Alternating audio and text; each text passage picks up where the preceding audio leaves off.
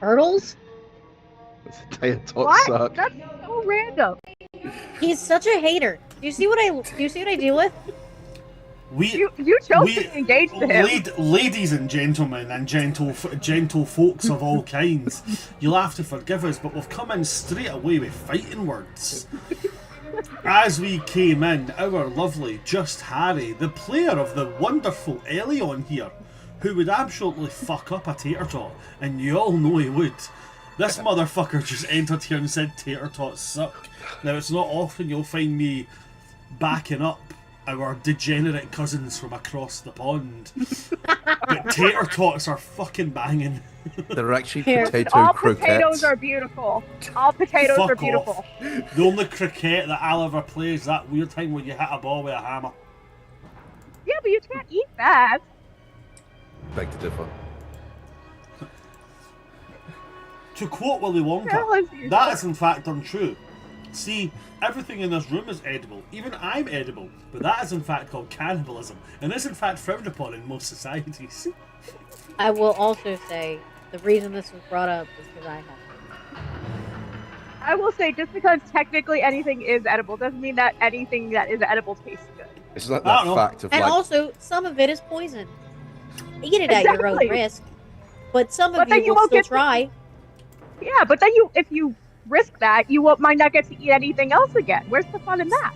Some Anyway, of you, hi there Harry, folks, and I welcome could to look you session directly in the eye. 113 of the forming. We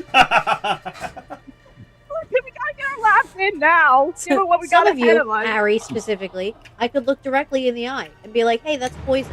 And he'll still bite it. That's a very be like, no, it's Momo not. Apothecary's Diaries of you. Number one, patron. Fucking talk quieter when you're calling me out. Number two, hello folks, welcome to session 113 of The Forming. I am of course your DM of Doom, Oops All Brands here. And with me today, although I don't know for how much longer at the rate they're going to try and murder each other, are my three players. We have got Just Harry, we've got Patron of Chaos, and we've got Khadija Al-Kubra.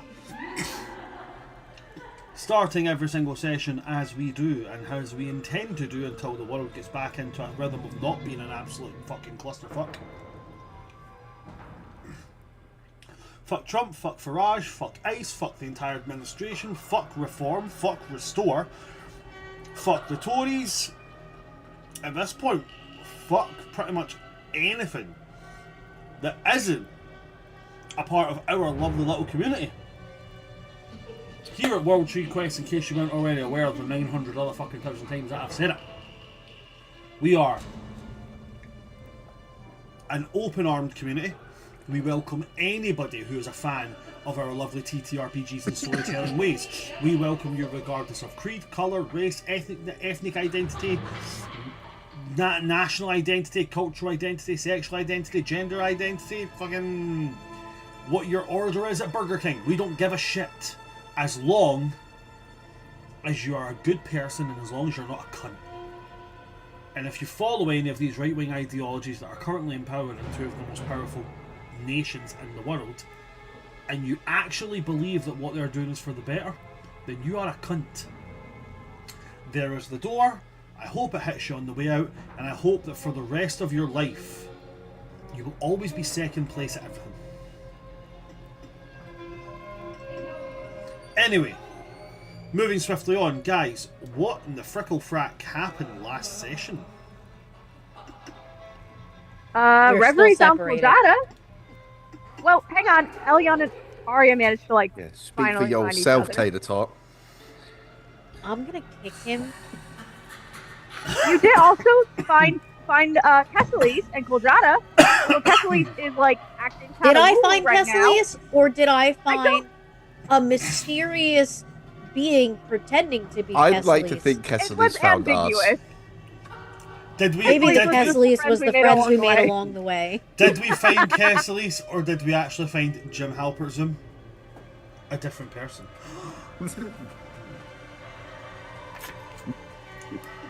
Or did we find a manifestation of my knight? Who We knows? don't know. Who knows? Normally it's a shadow man dancing at the end of my bed, but sure. He was very charismatic.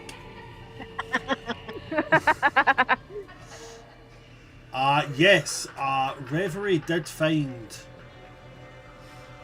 Kesselis and Kojata. Elion and Arya have found each other. Can we remember where everybody was before when we finished the session? Elion and I were heading up the stairs from like the we managed to pass the Prince of the Abyss safely because we figured we were just gonna try and like retrace our steps to get back to where everyone split off because we need to get back together and then all go to the gallery to paint our way out. And apparently the Cricket Man is there waiting for us, which Arya found earlier because she was originally trying to head just straight to the gallery and think, okay, everyone's probably going to try and meet up here, but also the Cricket Man's there. I am alone and short on spell slots. I regroup with my friends. Elion, do you remember where you were? Yeah, same place. We passed through the candle room. Had to sneak past. I did some super parkour. You flew. That across the, what's it called? I was gonna say rope. That's probably what it was. Past that like magic detecting demon thing. I think we just, like you said, I think we just got through the hall where I bisected the executioner. You have indeed. Reverie, do you remember where you were? I do. But I put too much chili oil on these tater tots. So I'm sweating. Oh. Anyway. I found my way into a mysterious bedroom where I opened a book of doom. Yeah. The Book of Doom. The Cricket Man's diary. I'm on hot ones. And then I also had a mysterious potion. Yep. And I went to the door to the left because I said left is always the right way to go in video games. You did. And that was my logic. And can you remember what was behind that door? The ghostly form of Kesselis in a grandma rocking chair who answered questions that were kind of, in a way, Kesselis, but also definitely not Kesselis. It was like something pretending to be him. And I said, what are you? I believe. And can you remember the answer it gave? That's where we ended session. It was, you're very correct, and that's where we're going to begin this session. I'm really on hot ones. I'm getting interviewed. Get some milk or something, or bread. Soak up Don't the get heat. milk. Get white sugar. Run it around your mouth. I can't have milk anyway. I've never had them. Oh, I did not know that. Yeah. Never had Sometimes I'll do it anyway for the vine. For the bit.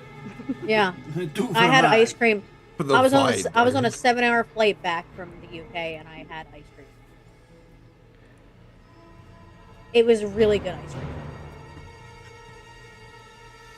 So worth it. So, I know. I'll sweat it out.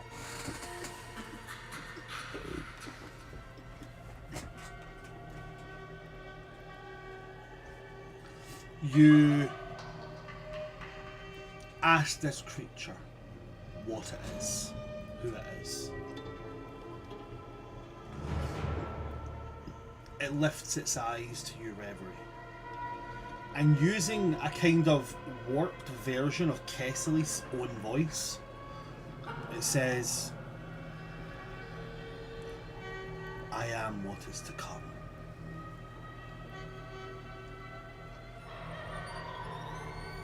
I am innocence. I am what is taken and used in a manner that does not fit.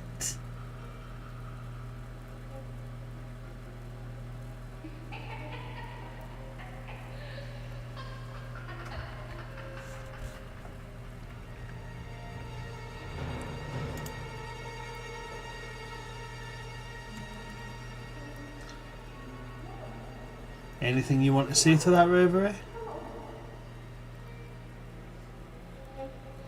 Everybody's gonna like very quietly thinking for a second. Uh-huh. Do you know who stays in that room? The regular room where they came from? Do you know who stays what, sorry? In the room where they came from. Oh. Looks at the door you came through. No one anymore. Hello? Hello. My screen just randomly decided to shut off for a second. You okay? He says, Probably. no one anymore. Okay.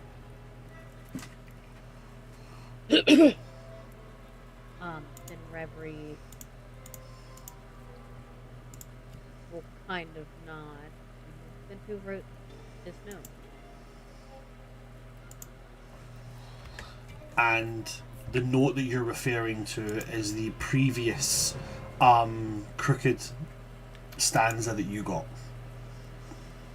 Yes, the one I got in that room.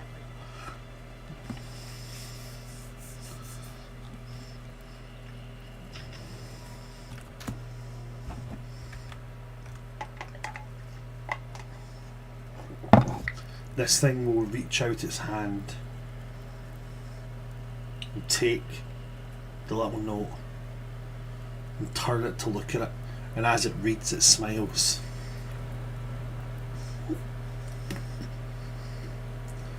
They'll all be coming for you now.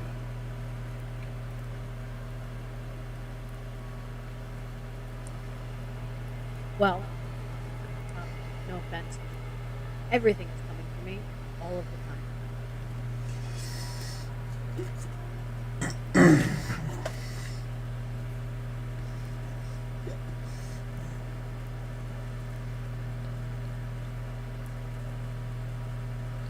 You're the one that survived.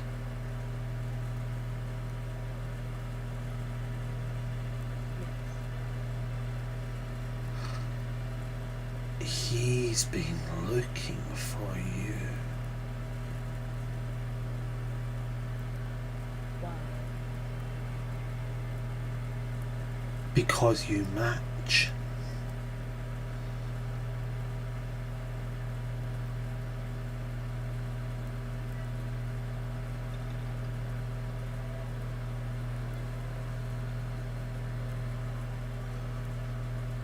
See, he's found me a number of times. But not any time when you were whole.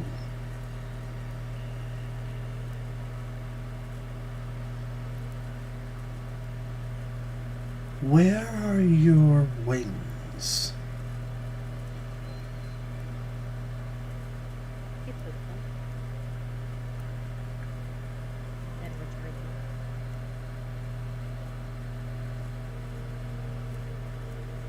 He was wrong.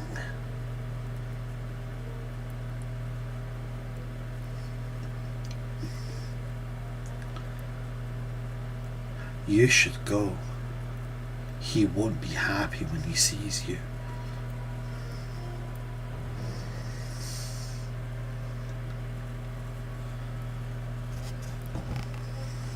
How was he wrong? This being will they never leave the chair.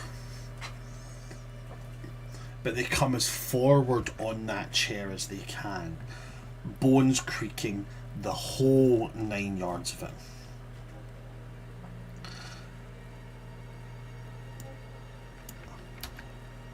And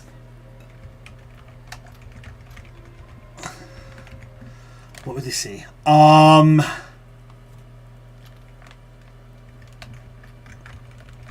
Yes. Leans forward and he comes right up to you, and you can smell stale, like dust, off him. And as he gets close, you can see he's semi-translucent.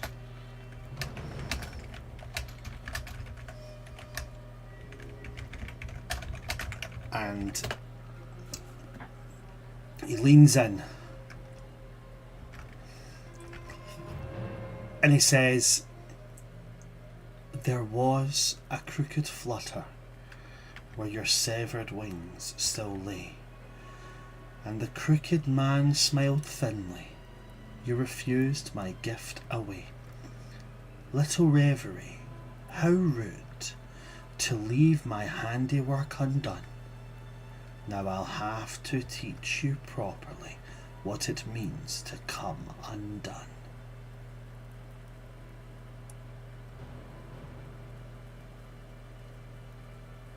You can insight check that if you want to. It's up to you. Yeah. Yeah, I'll insight check that. Me, for Shake Grady Square, that's not my character sheet. What the hell? I mean, roll it. Fuck it.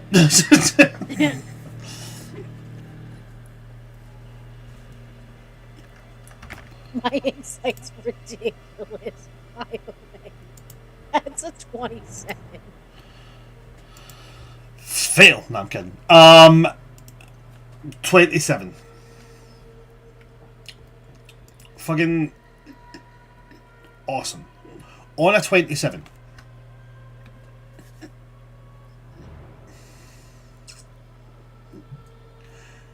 He, as he says this to you, you get a kind of idea of everything that's come through you.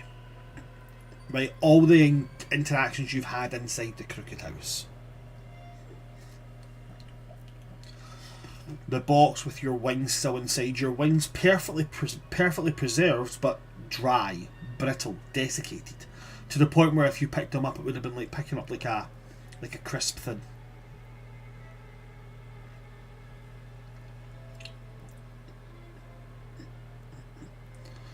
Now becomes aware to you he expected you to reattach them, which would have brought them back to life. Which meant he could have taken them and done it properly. It confirms that you, Reverie, your wings match his.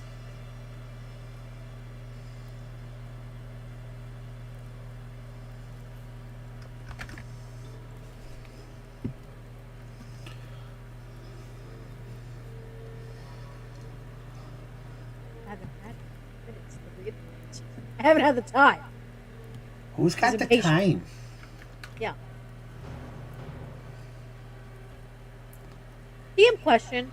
Weird random question. Can that box fit in my bag of holding, or have I just been lugging that thing around?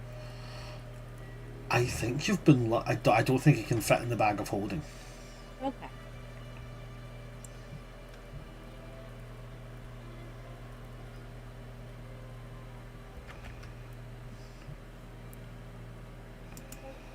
So they're just on the other side of the door then. Somewhere. In the ruins. Pretty much. Okay. Reverie will kind of nod. And then... Is there another door in here to leave? Or was there only a one way in, one way out? Into this room. One way in, one way out. Okay, yeah, I'll leave this room. I'll go to the other room.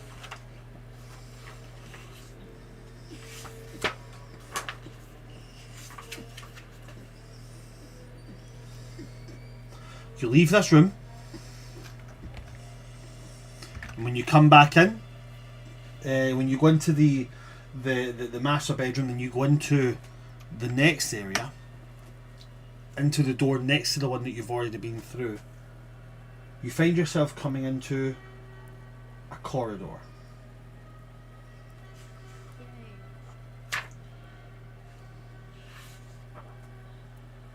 And there's two little girls in blue dresses. End of the corridor. You know, Come play with us, Reverie. It's like you know. I'm a big fan of The Shining. It's a good one. My family actually got to see the go to the hotel and visit it where it was filmed. It was really cool. They had the typewriter on display. As you step out, Reverie, to your right hand side, there is an archway. To your left-hand side, the corridor curves. On the same wall as your door, there is another door with a strange pattern. And then at the other end of the corridor, as it curves, is another door. Okay. This is a simple corridor. Very, very simple. Like, you know, like high society, like autumn court housing, but still a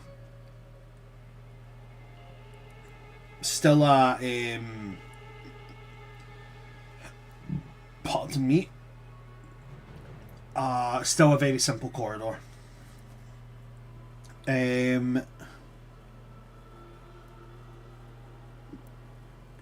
As you close the door behind you, there's a sign hanging on the door that you've just came through from the bedroom that says, "Do not disturb," with big gouge marks through it. So I disturb? Apparently. Sick. Okay, well, the door with the strange markings. Mm-hmm. What are the markings? Like, do I recognize? Would you like to go and make an investigation check? I would, yes. I will use this dice is pretty okay. This dice is still in that dice is still in jail. Okay.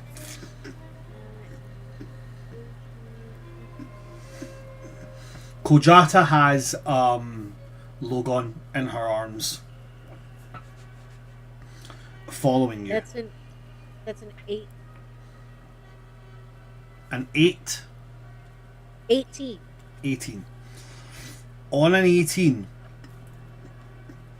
you realise it's not a pattern that you can see. It's the grain of the wood of the door.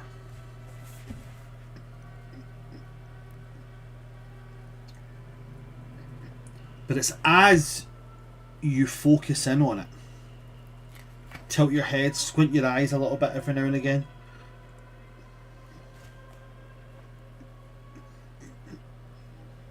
you see a face in the door. Like the wood grain has come together to make a face. But it's not like it's just like, you know, the general outline. It's not like the Jesus and the toast thing. It's not like that. This is the face in full detail. Like a portrait done in wood grain. A portrait of Kesselis. Mouth wide, screaming in agony. Hey, I hate that. Okay. I'm gonna open that door.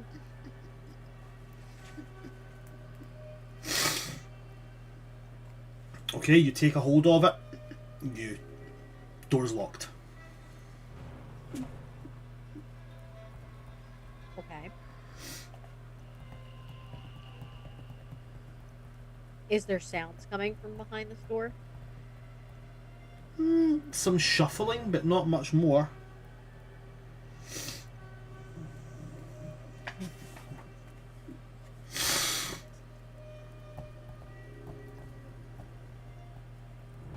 This house is tormenting me with my son.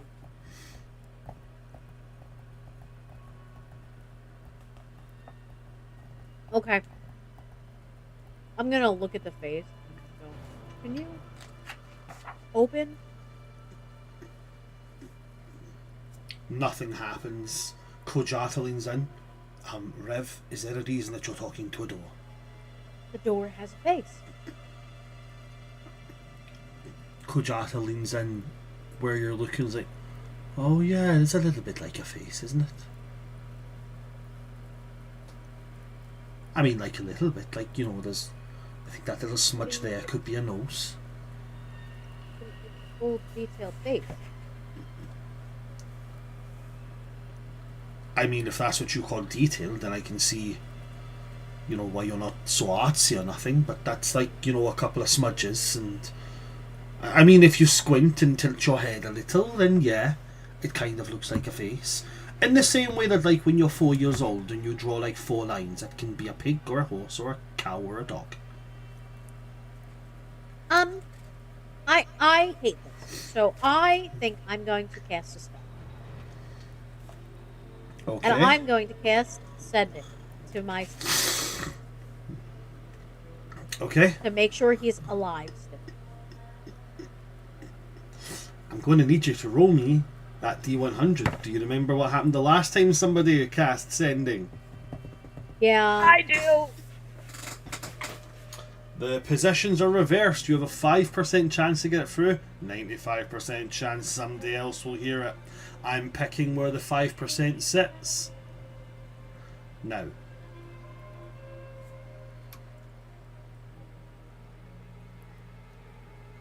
That's a 1. 21 is not going to do it no matter which one I picked, because it would have either been 96, 97, 98, 99, 100, or it would have been 1, 2, 3, 4, 5. So,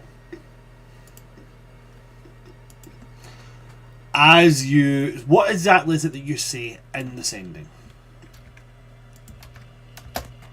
Hello, it's Gregory, and I keep seeing your face everywhere, and I need to make sure you are still breathing, because bringing you back from not breathing is very expensive.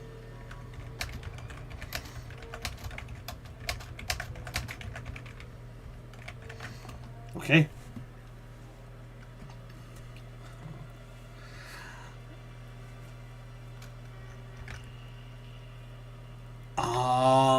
Coming up with something on the fly. The response this time is a soft voice. Feminine.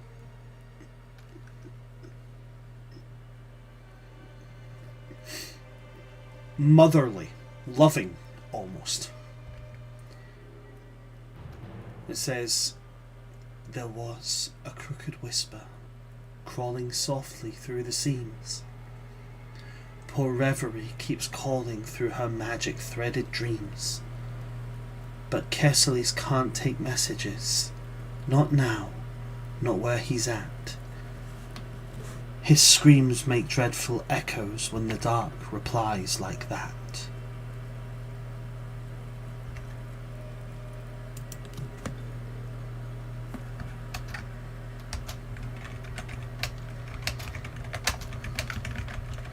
They can't do it. She's just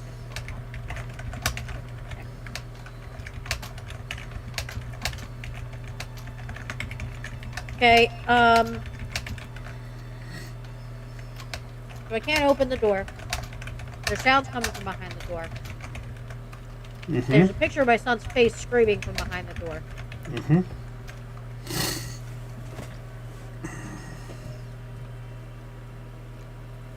I suppose there's no note in this hallway. Not in the hallway, no. I'll try a door that's maybe open. Okay, so there's the door at one end of the corridor, which will be closer to you now, or there's the archway that was closer to the bedroom you came from. I'll go through the archway, why not? Through the archway. Thank you very much, Reverie. I'm now going to jump to Elion and Arya. Hello. Hello. You guys have just reached the corridor.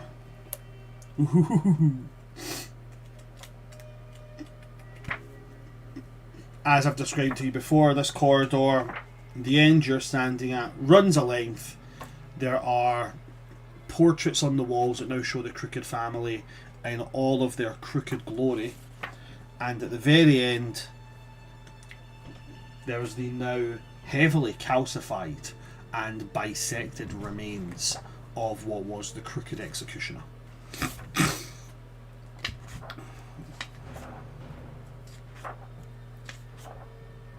Okay, so we headed through here. Mhm. Turn left. That brought us into the puppy room. Well, the room that the puppy room was attached to. Right. And So then we we should- go through the tunnels. Yeah, and then we ended up there. in the chapel. So we'll head that way. Right. Hopefully we'll run into the others. I really hope they're okay. Unless, as I head through Hmm? into the next room, what if one of these rooms heads to a different room and Reverie's in them? I thought we checked the rooms. I know that the one before was the Right, memory no, room. yeah, because Cassidy's went into the room and found the canvas. Yeah, no, you're right. Yeah, and then Reverie checked the other room. Okay. Yeah, we'll just hit the next room and then hang a left. And do the tunnels. Okay. So, you make your way through here. You get to the grand staircase. From the grand staircase, you're cutting to the Raven's Dream. Through the Raven's Dream, you get to the hallway which had the dog room. You go into the dog room, I'm assuming. Yep. Hmm. How's the pup doing? I'll kind of pull the backpack and check. He's absolutely fine. Chilling. Absolutely At least chilling. one of us is. Huh? He's doing better than the rest of us. You're inside the dog room, and as is still there, as been revealed, the secret passage is there. Head Right. through. Yep. Okay. You head through the secret passageway, crawling through that tunnel once more, remembering the passageway that you took. And you wind up back at the chapel. Okay. Cool. Who's going into the chapel first? I assume it'd probably be me. Yeah, I can do it. You go in through first a lot. I'm a big boy. For sure. Ladies first.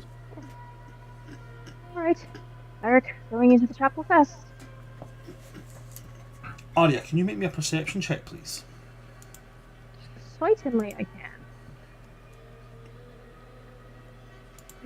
Perception. Let me just double check my curse hindrances notes before I do. The foreign D&D notes. Wrong notes. Just because I remember I still have the crooked laugh, and I know that impairs at least. I can't remember if it's perceptions or wisdom checks. So I just want to double check. Okay, here we are. Nope, good on perceptions.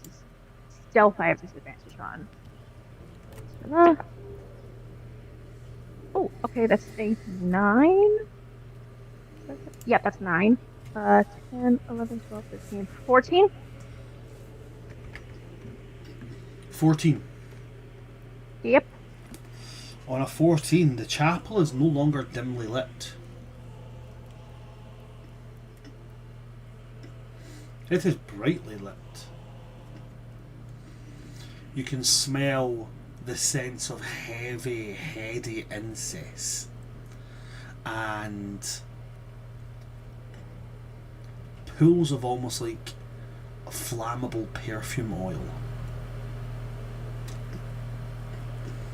You know, like those oil burners you get where you melt the little cube?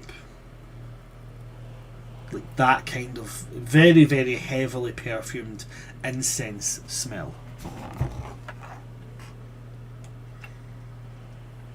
Hmm.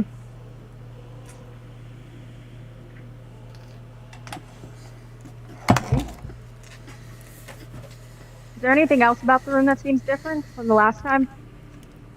You can hear speaking in Sylvan, but it's muffled You can only make out a word here and there unless you want to get a little closer. Might be worth getting a little closer. Be very careful. Very least, Yeah. I've still got my wing boots activated, so I can be quiet. Stealth. Okay. It will still be a stealth check, although with advantage. Okie I'm following. and I'll give you guidance for if you need stealth. Oh, okay, with advantage. That's interesting. Okay. With advantage. I got 2 14s with stealth. So 14, 15, 16, 17, 18, 19?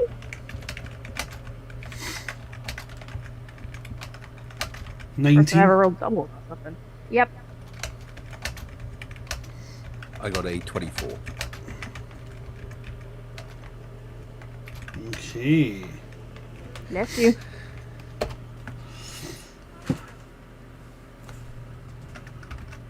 You'll both hear it and you'll both recognise it. Not something you'll have ever said or recited with any earnest, because it's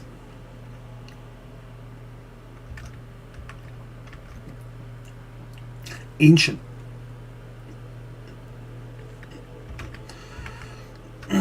As you creep to find out what it is that's being said here, Arya in the air early on, just by being stealthy, you see what is evidently the Crooked Priest.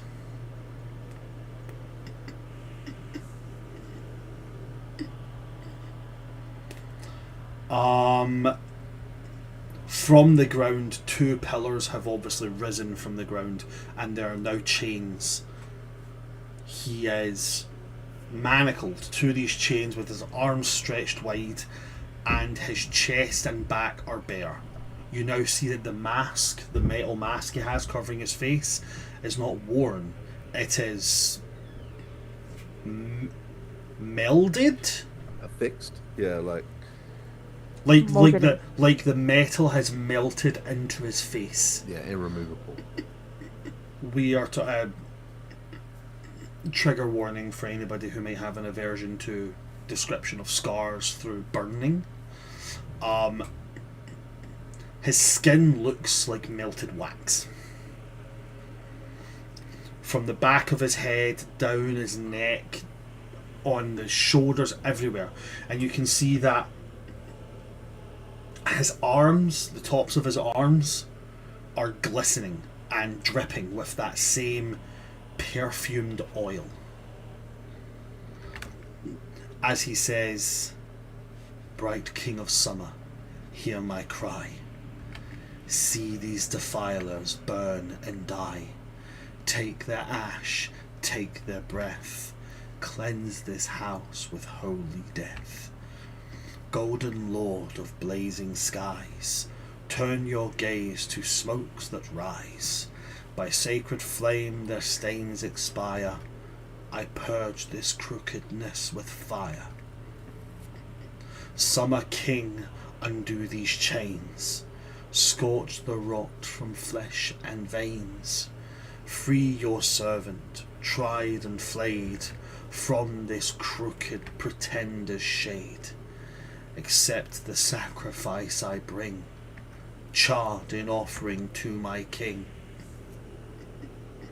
Let every scream and cinder pyre," and at that point you're going to see him move his hands and the semantic components to cast Burning Hands.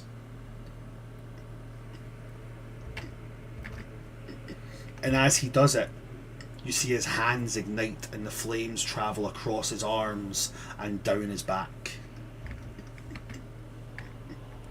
As through pained gasps, he exclaims the last line of this prayer, and he says, "Lift me from this house of fire."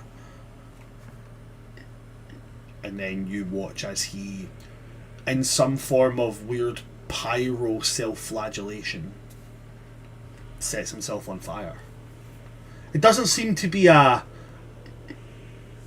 "I am taking myself out of the equation" type of burning. It seems more like a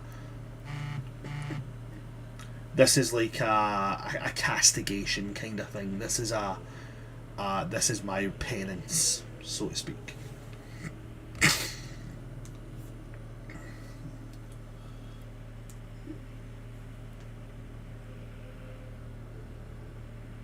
Like side eye Elion. Like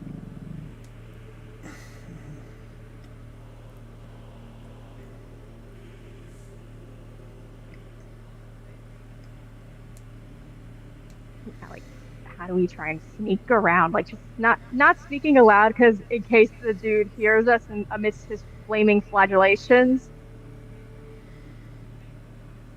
kind of like motion nudging, like how are we gonna get around this guy?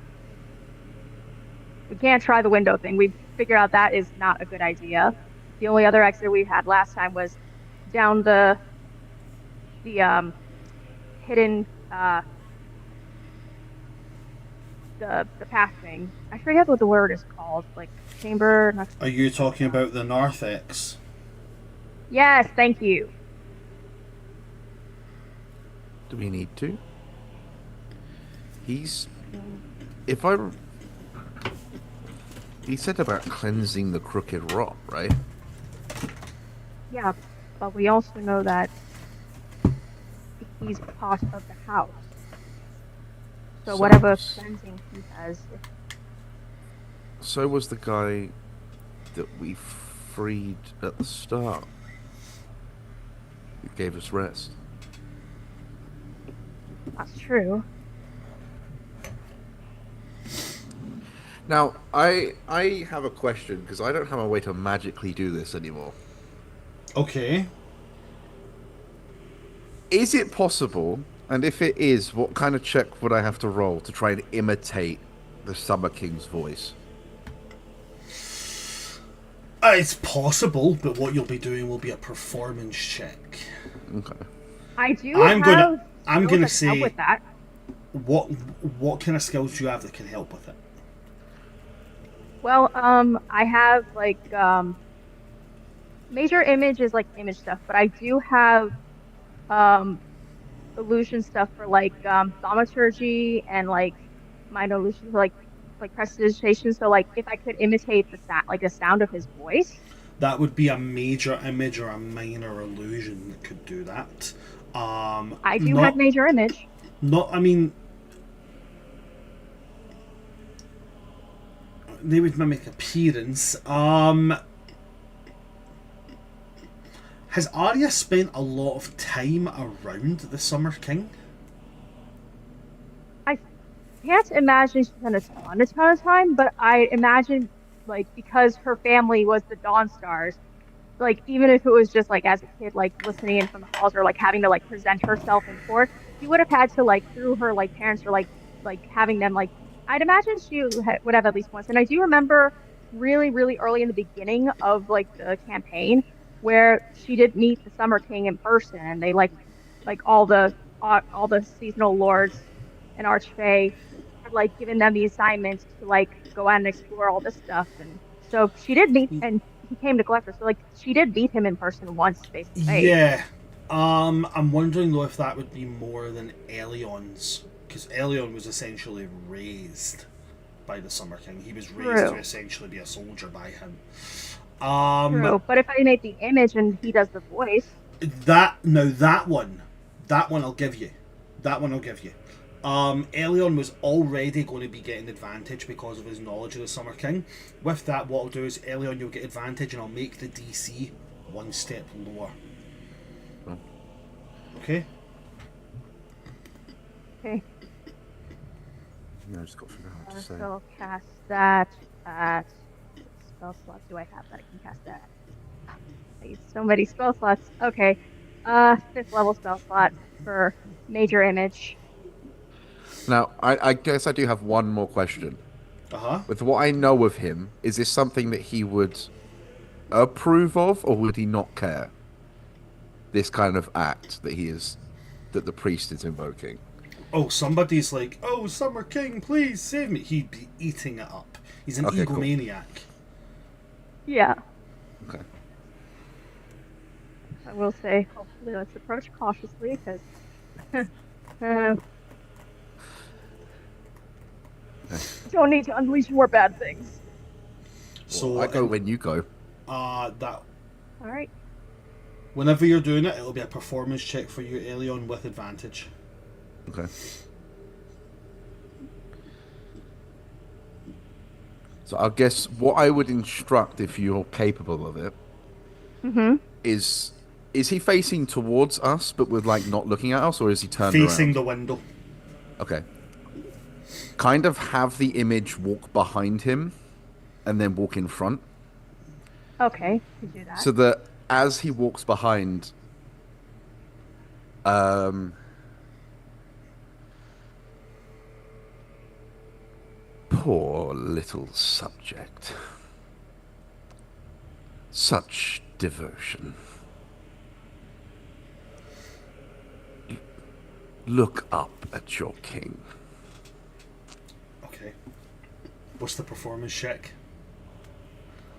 With the advantage, remember With on that. advantage is an unnatural 20. Unnatural 20, right? Let's do an insight check. Summer kids teaming up. Let me just find the Summer Priest's stat block. Not the Summer Priest, the Crooked Priest.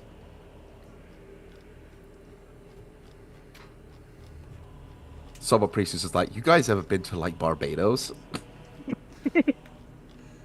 I'm like a total fan of surfing. I love like suns and shit.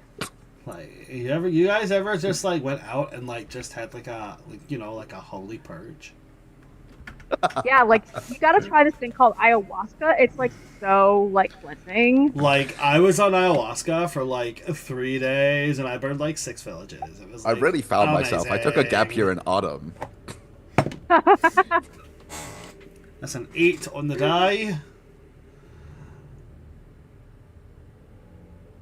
Plus 50. Nope. No.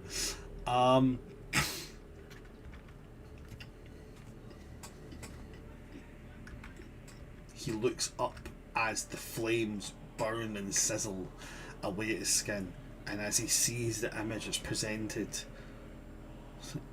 my lord, finally you've come to take me from this desolate place.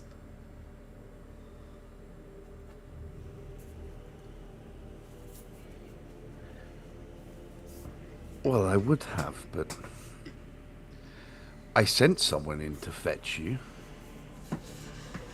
My own handcrafted man. And yet you chase him and his friends away like dogs. From the foyer to the front, scattering like rats. My lord, I beg your forgiveness. Their laughter, their screams of jubilation, it was like knives in my soul. I understand. You are, of course, only mortal. How foolish was I to present you with any semblance of actual responsibility. But no matter. We can address your carelessness later. Where is the crooked man? He roams, constantly moving. But I know his weakness now. I know what it is. I succeeded in my mission, my king.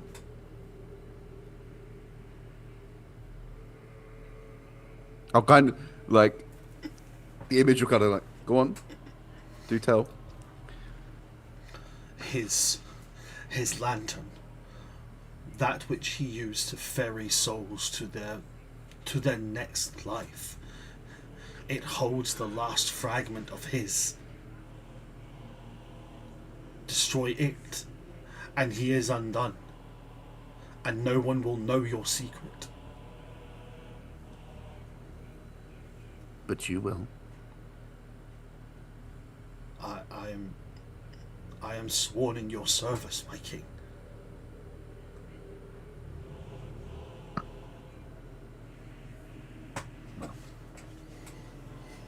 That is a warm comfort in a cold place. Maybe you are worthy of redemption.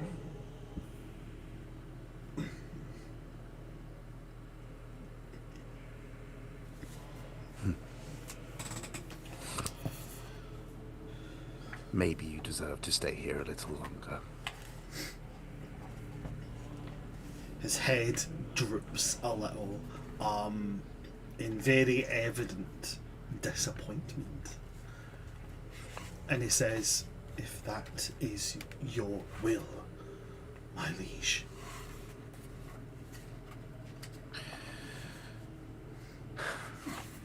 Can you undo yourself? I hate looking at you so strung up. He nods, and then he says, "Once the flames have burned their course, I will be freed." In a few moments, I have to... What's the word? Envoys that are here to oversee my will. I cannot stay, as I'm sure you are aware I am a busy person. They will be my deciding hand, and you are to keep them safe. If they fall, I will not come for you. I will give my life for theirs. Do not fail me. And then the image will kind of walk back off and then disappear.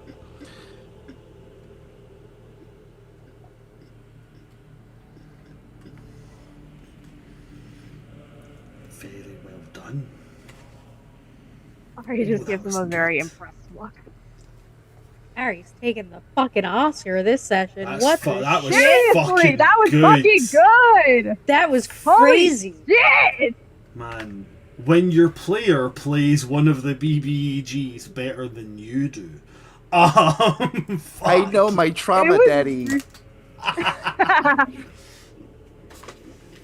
It was so good. That was really fucking good. Very well, and a great plan as So well. By fucking the good. way, a great plan as well.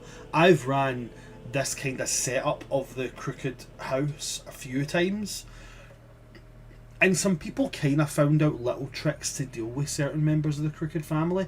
The one that they never were able to kind of get the grip round was the Crooked Priest. So that was really, Bravo. a really fucking good idea, man. Really good idea. Hey, the spell sold it. I was just going to talk to him while he wasn't looking at me. Just hope he was okay with it. It was teamwork. Oh, yeah. It was teamwork. All right. And the Tony Award goes to.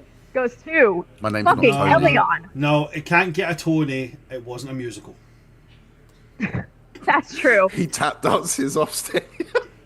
Hi. it. The, su- Not the, su- fail Sing something me. as a Summer King, damn you. the Summer King ends his monologue and then just, "Hello, my baby. Hello, my honey. Hello, my rat gal." Maybe this Oh. time I'll win. Right. From there, what do you guys do? I am curious. Well, I Hey. told him to watch out for 2 summer envoys, so as soon as he's done burning, we can just walk in. That was bloody brilliant. Holy shit, I can't believe that worked. I'm a spy. I'm a professional liar. I did it to you Yeah. guys for ages. I know, and I'm terrible at lying, but I'm glad I was able to help with the illusion at least. You scarily good at impersonating him. Well, I did spend my entire life past the age of, like, childhood It makes with him. sense. Yeah, I get that. Alright, so in we go. Sure. Alrighty. I guess we kind of wait for the fires to die down a little bit, and then Okay. just walk in. Yeah. Looking like we're doing it on purpose. Yeah. Ari actually tries to like shift into her like courtly posture and like that conditioning a little, just kind of helps sell it a little bit more.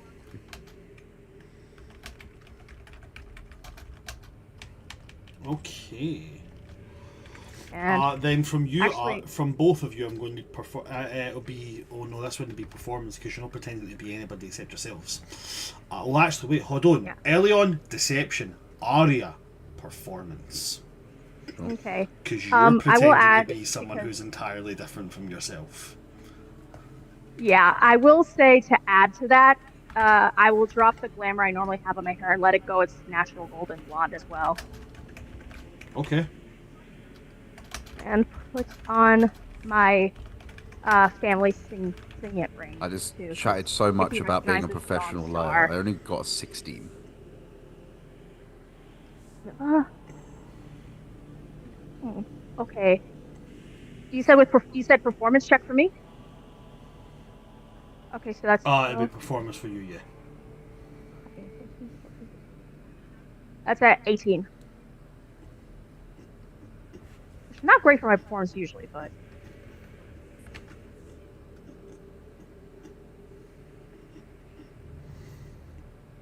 Okay. I'm hoping the Dawn Star ring will help. This guy would have been in the Crooked House long before the Dawn Star Yeah, family yeah, became a he's thing. ages Oh, old, isn't okay. Um, Okay, because I know they were long If- established. he? if He's it had like been- before if it the had been a material different- plane old. if it had been a different point, I would have given you advantage with the Dawn Summer because it does give you advantage within the Summer Court, within the Summer Lands. Yeah. But this guy is beyond. This guy's probably older than most Summer Fae in general, Fair enough. other than the Summer King. Fair enough. But as you come around and he lifts his head and you see those manacles, the chains getting slacker and slacker as his hands come down. And he lifts his head to see you both. Are you the ones that my master sent? I will pull out the flame bearer bracer.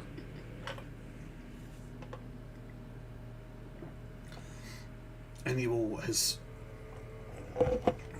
reach out and touch the symbol on them, and then stroke down the centre of his mask and speak something in Sylvan, something along the lines of like, "Be blessed by the sun's rays." Then he will go over to his robes that he's kind of just obviously taken off and start to put them on. You can start to see spots of moisture where they touch and stick to where he's burned.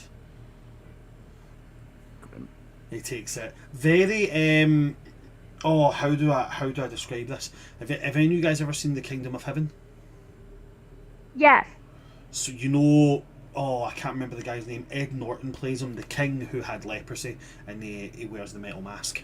Yeah, I know exactly what you mean. You know the way he wraps it so it's around his neck, then it comes up, then it's around his head, and then it's almost like a hood made of wrapping material? Yeah, it's almost like a turban kind of stuff. That's how he wraps. Like, so it is like a hood, but it's like a hood that is wrapped around his neck, around his face here, and then around the top of his head to keep the edges of the mask from being seen. He's hiding the burns in all aspects. I'll try and find an image that shows what I'm talking about. I can't remember the guy's name, but I'll try and find it. Just redeemed a nat 20 for us. Oh, somebody got a nat 20. Oh well, the rolls are successful, but what we'll do is we'll keep the nat 20 for either you Harry, or you Aria. I'm Khadija, sorry, and you guys can decide amongst yourselves when I think I need a nat 20 here, and then you guys can pop it then, okay? Thank you very much to our lovely Jess. Thank you so much for constantly coming in and redeeming natural 20s and shiny and golds for everybody. I love you, friends. Can I just say, Jess is culprit number one for that stuff. Like, Jess comes in and is just like, these guys are having a fun session. I wonder what would happen if I just just dunked some danger in there for you.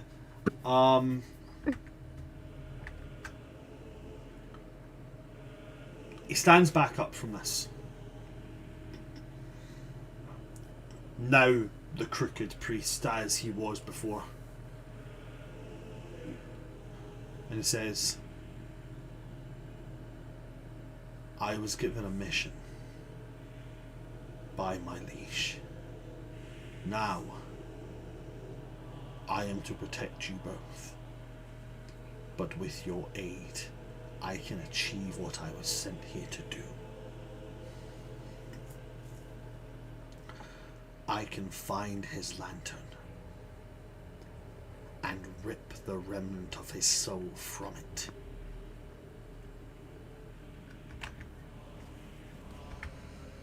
Well, first things first, one of our troop is missing. Do you have any way of locating someone in the house?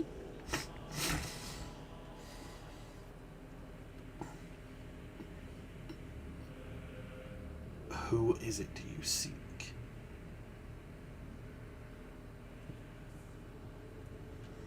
We believe the crooked man to be of fairy nature, so we recruited one on the way in.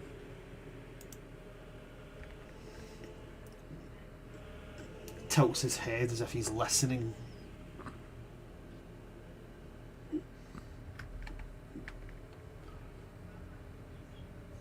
The flames tell me that there is one here.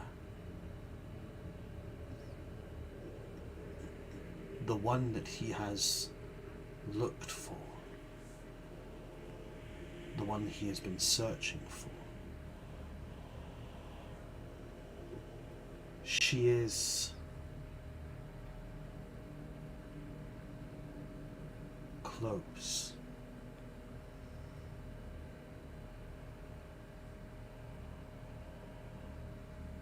Well, But there is a danger closer to her. We must be quick. And then he will turn. And he's going to walk towards, let me remind myself, going back to the chapel, where I first saw you. Gonna pack up my sleeping bag, I'm not gonna move. To the chapel. It's a number from the is- Yeah, Leon's gonna get married to that priest. he's Well, hot. why not getting married to Arya? Literally, he was on fire. Yeah. He burns for you. Disco Inferno. You light his fire. You light my fire. You light my fire. I hate that Elion was like, "We're missing one. What about my son?" Oh yeah, let me tell him. Oh yeah, we came with a menagerie of loads of people. Oh, by the way, can you search for the 2 prisoners you're supposed to be holding here that we're freeing? And a winter eladrin. The fair, like I was like shocked at first, but then I was thinking, no, he's got a plan here. He's got a reason. Like we know, but he doesn't need to know. Trying not to be suspicious here. Also, At this if the point, crooked Revere's man about is, to make a deal with the friggin' crooked man to get her son back. if the crooked man is going to tell his staff of any of us being in here, it's going to be you. That's So he'd probably know where you are more than anyone else.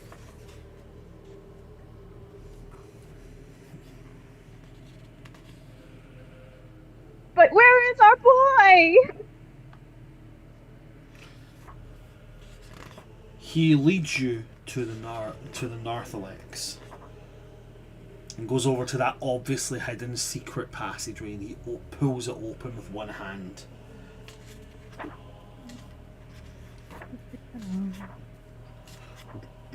And he starts to walk through it. Sure. I mean, if it's a trap, we'll just jump him. So We're going to now jump No, back to we'll follow. Reverie. Thank you very much, you two. That was very fun. I enjoyed that very much. Reverie, you march through. You went down the archway, yeah? Yup. That's the path I took. You march down this area and you arrive in a vestibule, a grand room. You're now very much in summer style architecture. A curving staircases, one right next to where you are and one on the other side of this room from you. It curves up to a balcony where you can see a door. There are sconces on the wall which provide dim light. The floor here is polished beechwood. In this dim light, it looks like a kind of honey gold, but in bright light, you could tell this would be almost white wood.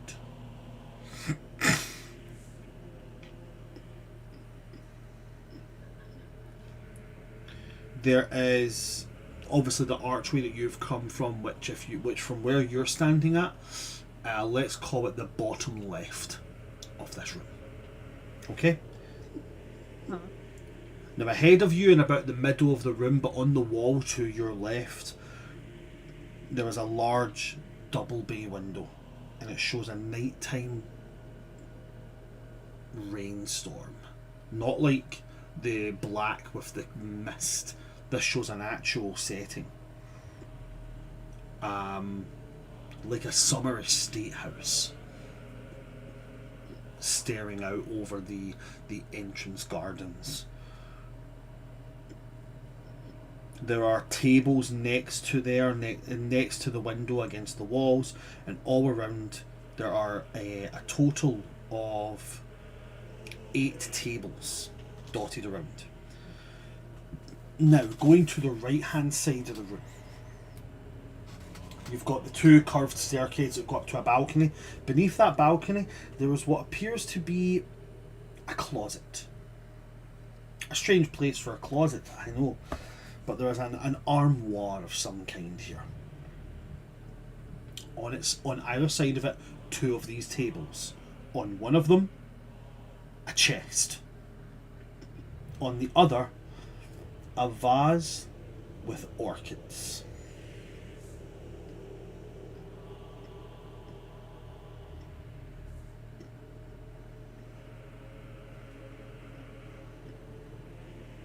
Is there a note?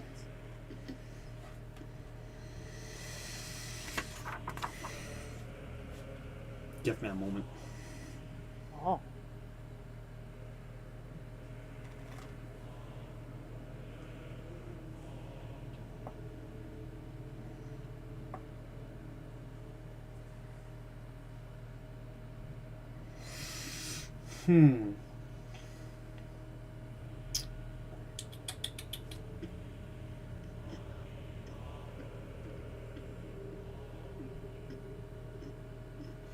No. No note here.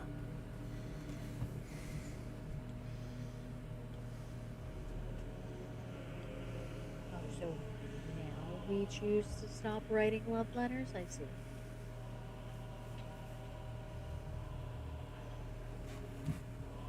Here's a weird question. You can tell me I'm wrong. Mm-hmm. Is there a hand mirror? There isn't, no. Damn it! Okay. Well.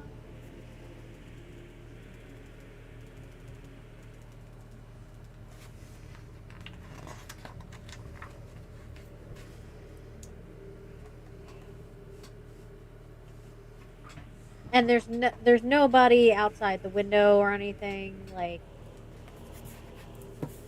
Not in as far as you can see. Nope, just a storm.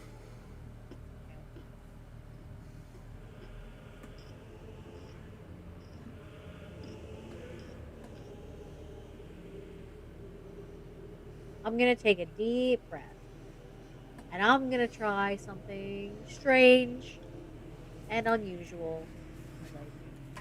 I would like to see if I can contact the actual Raven Queen.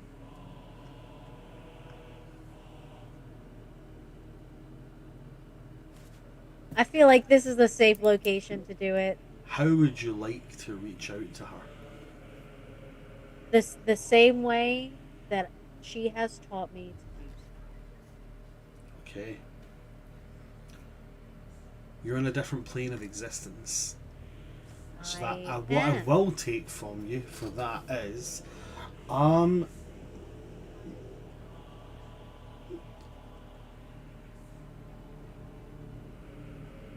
make me a religion check. All religion.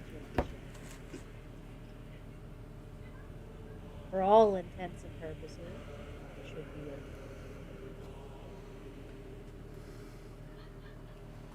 Ooh, okay. That is the executioner's 20.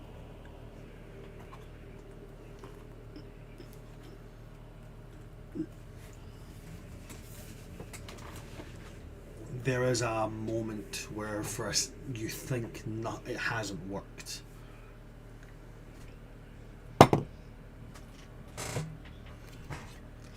And then you hear her, and when she speaks, it is the first time in maybe quite a while where you've heard emotion from her, and it's equal parts worry and anger. And she says, "Where are you?"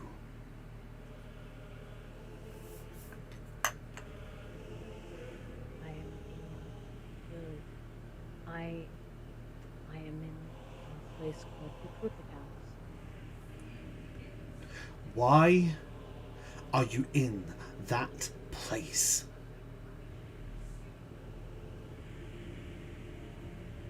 Well, people were kidnapped there.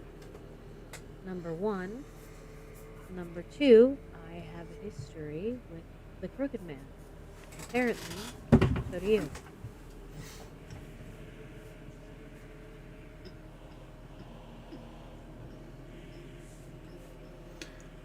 When I knew him, he was not this crooked man. But that is besides the point. You should not be there.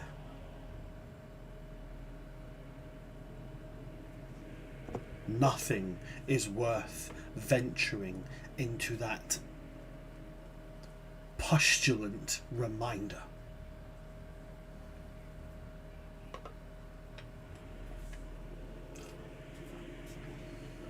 Well, unfortunately, he was going to come and take me there one way or another.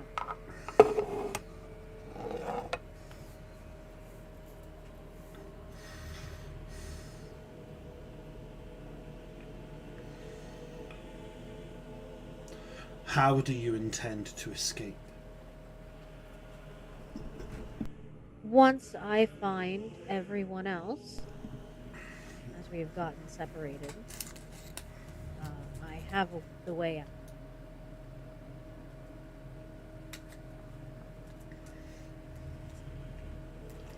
Does he know who you serve? I don't. Does he? Has he given any info? You don't know. Yeah. He. Not that I know of, but he does say that I remind him of you.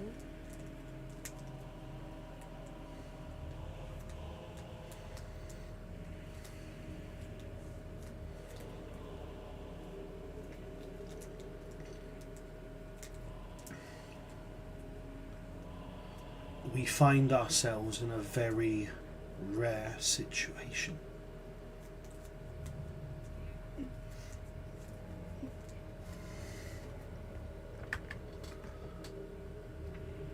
I would never have sent you here, but now you are here, we might as well make the best of it. There is something he has, something that used to be mine, an item of immense power.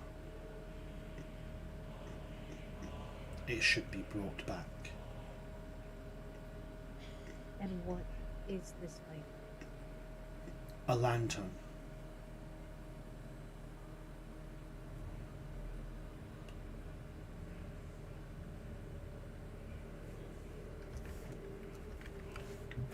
Okay.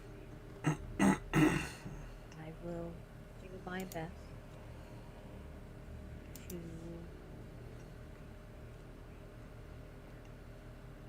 bring it back. I need to know. You have mentioned giving my wings back.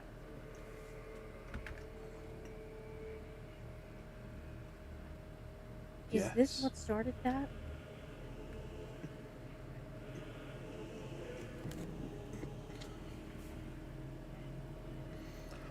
Just so I'm clear, what is it Referee's asking? Reverie is asking if what happened to the Crooked Man is what started the Raven Queen down this path to like achieve the power to try and give people and fairies their wings back.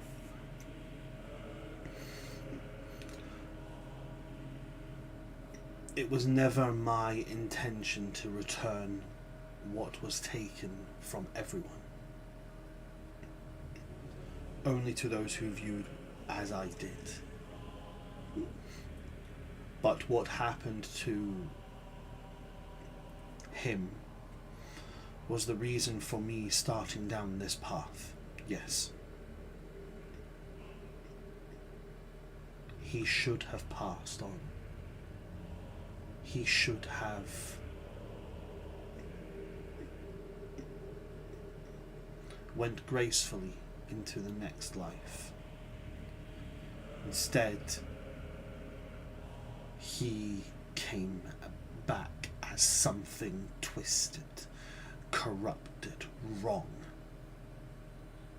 From my understanding, he didn't die.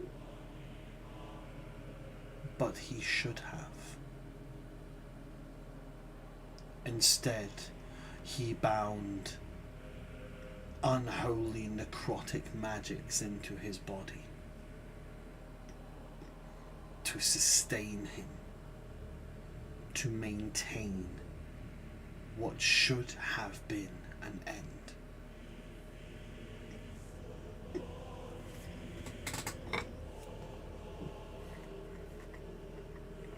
And so I vowed that I would do everything in my power to ensure what is dead stays dead.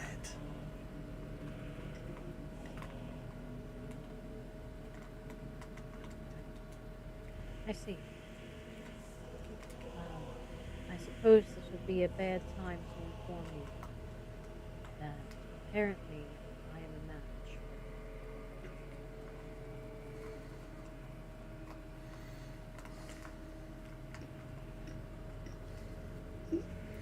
Then you had better get out.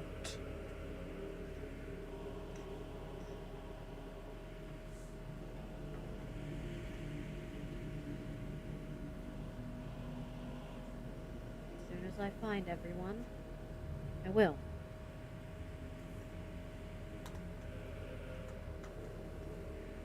And get your list.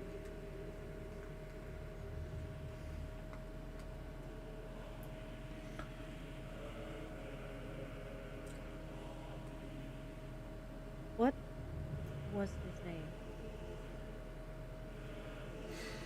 Oh,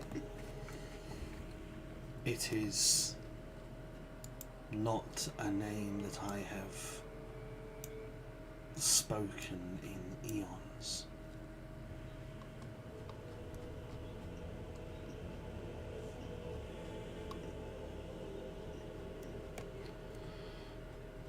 She kind of steels herself before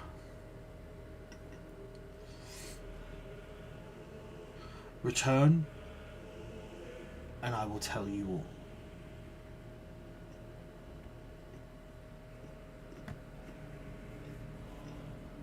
very well. I will return as soon as I can.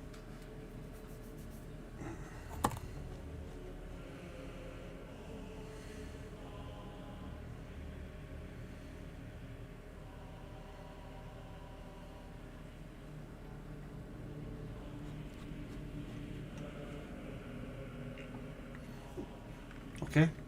Anything else? No, I think that's it. Okay. Gotta find a freaking way out of here.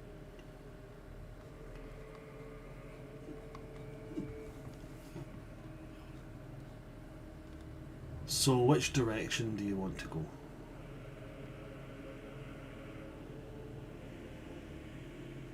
I'll try the other door. There was the archway, and then the other door, and then the Kessely space door, right? Yeah, there's also still the door upstairs, up at the top of these two curved staircases. Yeah, you know what? I'll check that out while I'm here. Okay, okay. But slowly, in case there is somebody behind it. Because I don't know Okay. where anyone is. And that is where we will stop for our 15-minute break, guys. Ah, Do not go anywhere. We will see you in 15 minutes when we return from our break.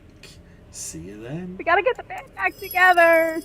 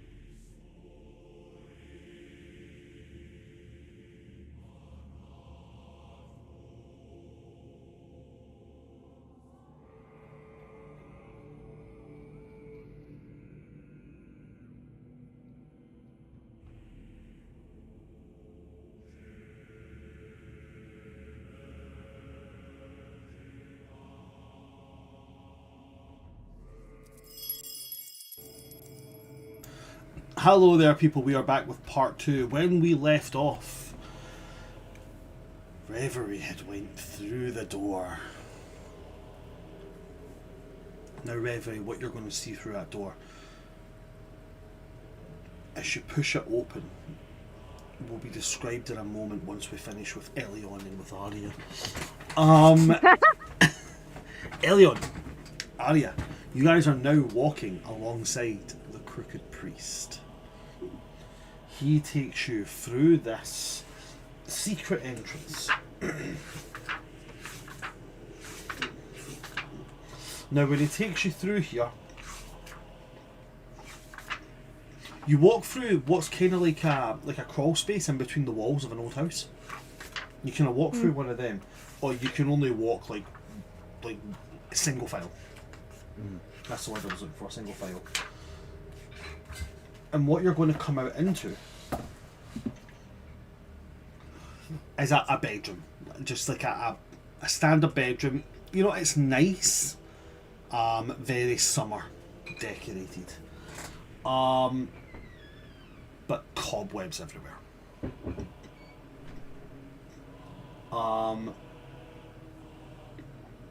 Where you come out, there's a bed right next to you. To your left, there is an armoire. It is wide open, empty. Looks like clothes have been pulled out of it. There's a couple of stray items of kind of formal looking clothing scattered around the floor.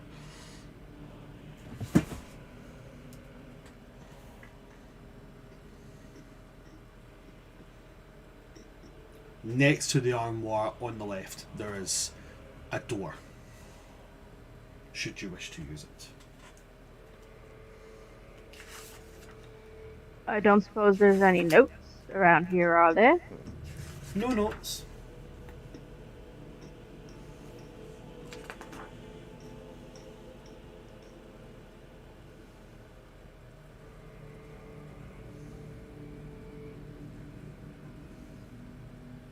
Just, I guess, before he, because I assume we're just still me and you just going to follow the priest. Just Yeah, he said quickly he'd do before the he rest. goes wherever, I'm just going to quickly see if there's anything in the armoire. Make an investigation check. 2, Guidance.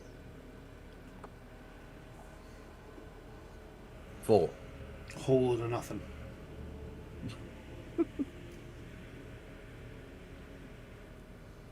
Okay. You guys still following the priest? Yep. Okay. I will ask him though if it's okay while we're walking. Just so, how long have you been in here?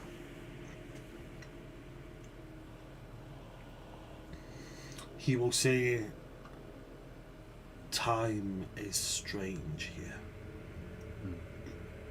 I cannot recall. Though I will know when I return to my liege's court. What family do you hail yourself from? Holds himself with a little bit of pride.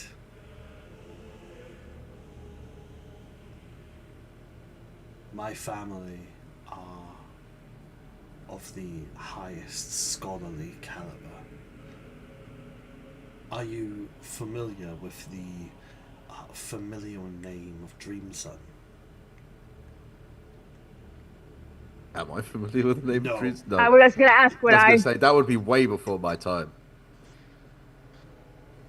Yeah, that probably is before our times for sure. You'll have to excuse me, I'm quite young. Your education has obviously been lacking. When I return, I will ensure that that is seen to. Wonderful. I don't look at you like...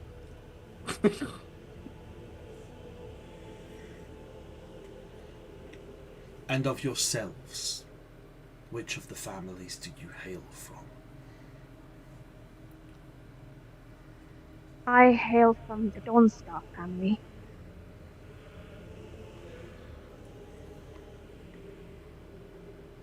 I'm not familiar with that name. Are they of peasant nobility? No, we are rather a new house. We come from a good deal of soldiers, and warriors, Ah, you protectors. are a. This is quite common with the military legions. You are not a house, dear. You are a battalion. The Dawnstar Brigade. Forgive me, histories and technicalities were never my strong suits in my education. You do speak with a proper tongue, though. Whoever your commanding officer is, they have evidently taken their time. It is a credit to you that you can blend with such efficacy among nobles. My tutors taught me well. They made sure to severely instruct me so I could know how to make my way among them. And what of you? Also a soldier, or of a more sophisticated caliber? I was born into peasantry, but I was granted the right of nobility through the Summer Lord's personal hand. You are a chosen servant of my liege. You are a very fortunate individual. Yes. When he speaks about the Summer King, he speaks with a real sense of, like, almost reverence, like, damn near worshipping tones. He speaks the way you expect evangelists to speak about Jesus. It's like as if you just turned around and said, "Oh, aye, Jesus, like, oh, I've been hanging about with him for years. Me and him drink down the pub every weekend." And he's talking to you like, you're so damn lucky. You're one of the good ones. He's doing that kind of stuff.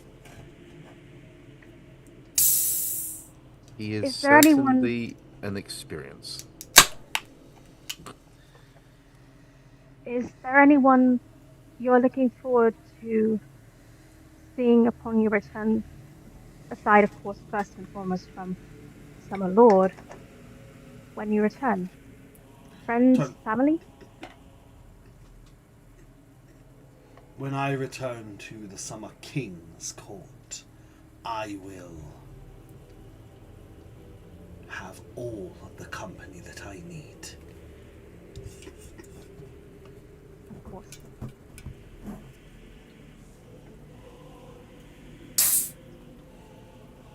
We must continue on.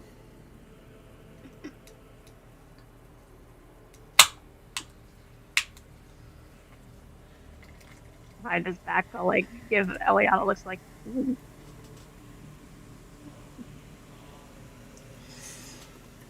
He takes you into what you can see as a ballroom.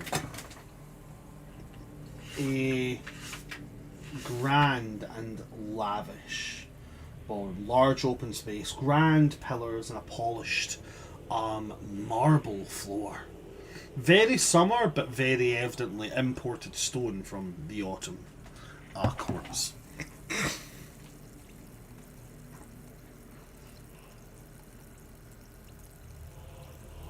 There is dark crystal chandeliers hanging from the high ceiling, and there's a staircase curved and sweeping upwards that leads to a balcony above the area reserved for formal dancing.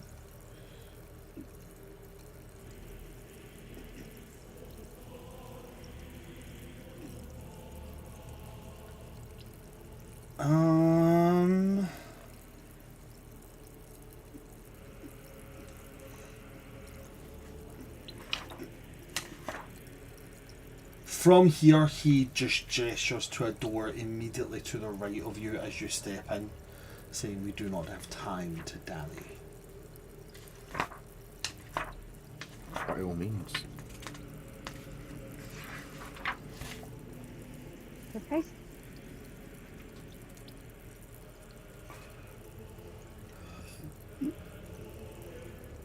You're at one of my favourite places in this whole damn book.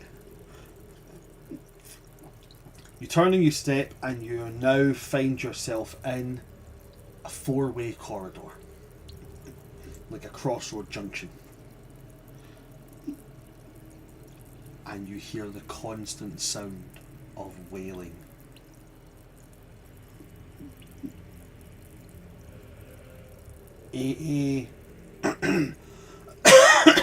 Again, marble floor tier, exquisite.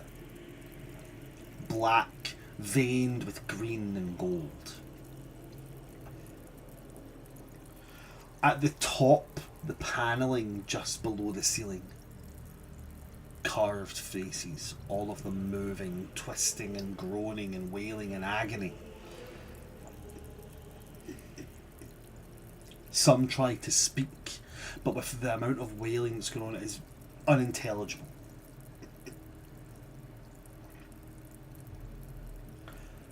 But you can, if you wish to, attempt to make the perception check. I'll attempt it, and I'll give myself guidance. Why not? Hello? Not great. Uh,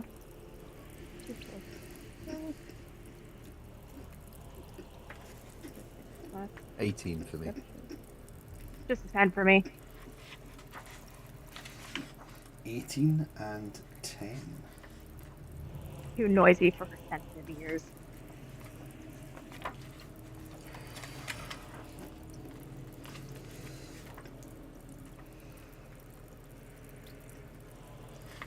Okay. Nah, these can't make out what they're saying. Too much screaming, wailing, crying, begging, pleading. Too much of it.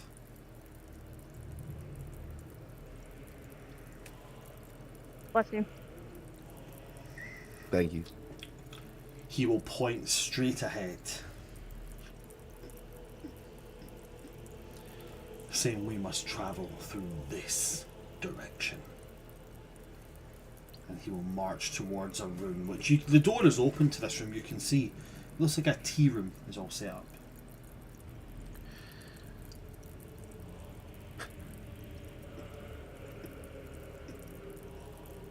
Sure. Just a quick question. Is he quite a big dude? I don't know why I have in my head that he's quite large, but Anchor Guess I'm picturing him quite large because the executioner was quite large. yeah. He's a summer archfey. So they are archfey, so they do certainly have quite a stature to them. The shortest of the crooked family is probably the crooked nurse, and she's about 6'3". The priest probably sits about 6'5". There. Now Elia knows what it's like from like Reverie's perspective. Not that short. The crooked executioner was By comparison, The crooked executioner was a particularly large being. He was Yeah. closing in on 9 feet tall. Yeah, that's the perspective. mountain! difference. there. Nah, the mountain's shorter than that. Oh damn. Barely. No, joking. The mountain's supposed to be, what, close to 8 feet tall? Still fucking tall. Basically just a hill then, isn't it? 8 feet. No, that's not even a skate ramp. Just call it the speed bump, mate. I mean, like, My God, you've got to send a Scottish person to Game of Thrones. Just like, you're fighting the mountain. Mountain, you're only about 8 feet tall, pal. You're barely a bump in the road. I've seen potholes bigger than you. Listen, pal. The only mountain that's here is going to be what I shite out in the morning after battering your cunt in. Like, oh man, Scottish person would be brilliant there. Any man who must say he is king is no king. That doesn't make any sense, pal. If you turn up to a doctor's office and they go, alright, how you doing? And all they're doing is wearing a white coat. You're going to think they're some fucking crackpot. They have to say to you, I'm the doctor, so shut up, mate. Like,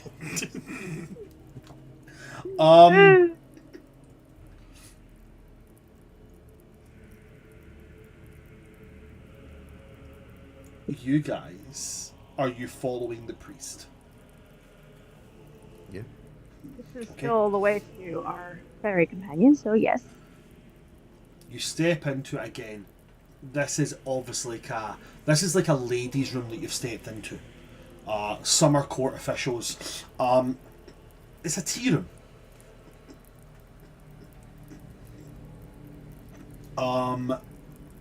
Crimson and gold walls and adornments. Delicate design covers the walls. A round table with a very, very fine lace cloth draped over it, set with what you guys can both easily tell is, at this rate, even including taking into account the long lives of Archfey and Eladrin, this is antique. A tea set. I mean, to a collector of a noble family, damn near priceless. Something my Aunt Lorelai would probably like. Oh, fucking yes, absolutely. And there's also like a wee, from where you come in to the left of you, against the wall, there's like a cabinet. You know, like the old lady cabinets that have all the fancy plates and fancy spoons and stuff. Yeah, my mom's got one of those. One of them. Now,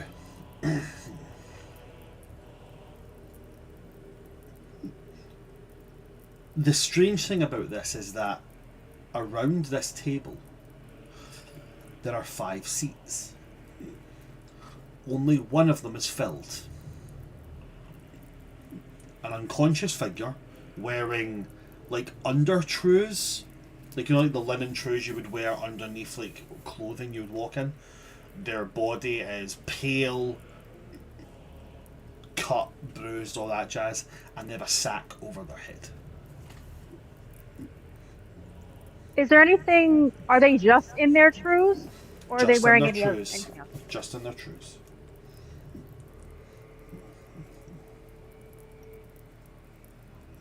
I'll, like, look at Eliana's like,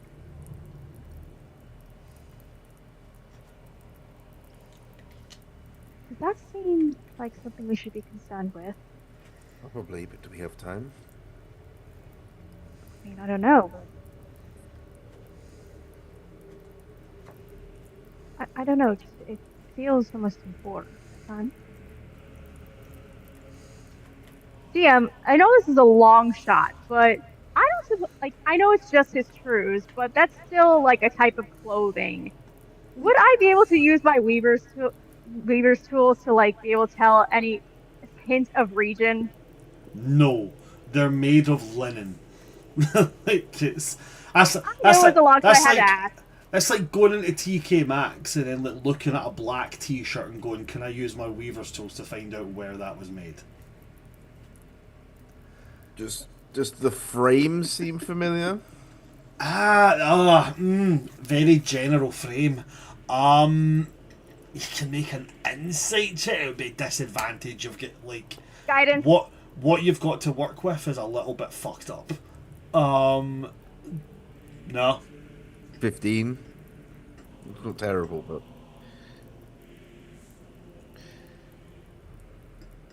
15's not going to do it, I'm afraid. The priest is already walking around this table and walking through the next door. I'll just walk over as we're walking because we're going round the table to go to the next door, right? Right. I'll just pull the sack off. You're going to pull the sack off the head? Yeah. Yeah, you pull the sack off the head. Unconscious, the head lolls and like falls down. Pale, dry, brittle, blondish white hair falls down, hanging over the face. Fucked up, like there's blood and everything in the back of the head. Evidently been through a bit of a fucking mess of a time. Okay. Okay. Now, in case I'm misremembering wrong, is that familiar? No, not really. Know what you can see, no.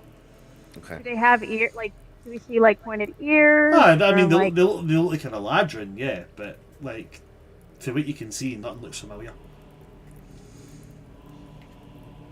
I mean, I'll flag the priest down and be like, "Who's this?" Not someone that I am aware of.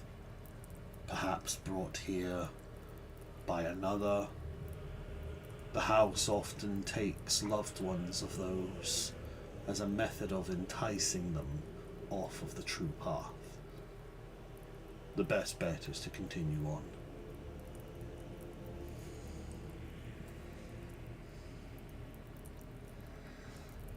okay.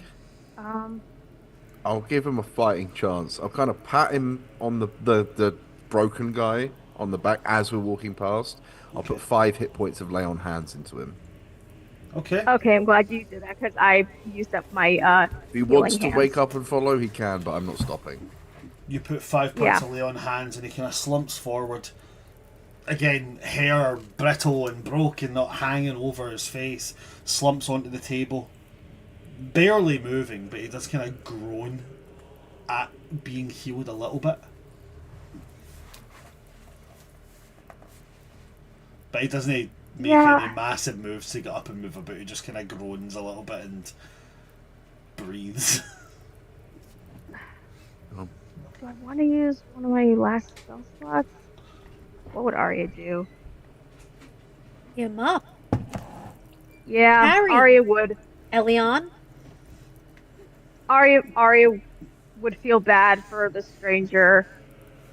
So I'm gonna use a second level spell slot and just cast a quick healing word as we're passing. Okay. Let me roll that. Healing word, 4 d4s. I need more d4s.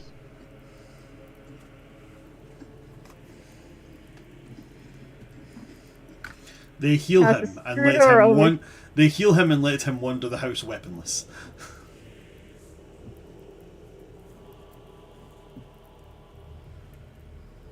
Listen, Arya's gotten tricked a lot by this house.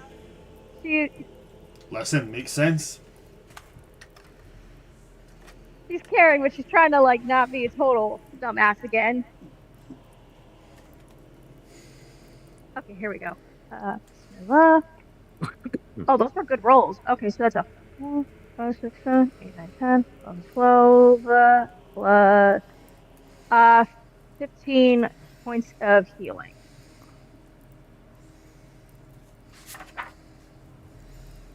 $15 points of healing. Yep.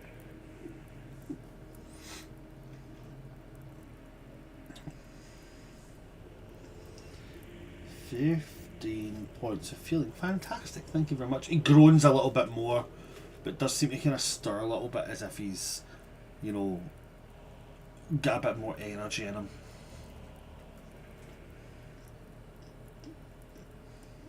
For a quick good luck.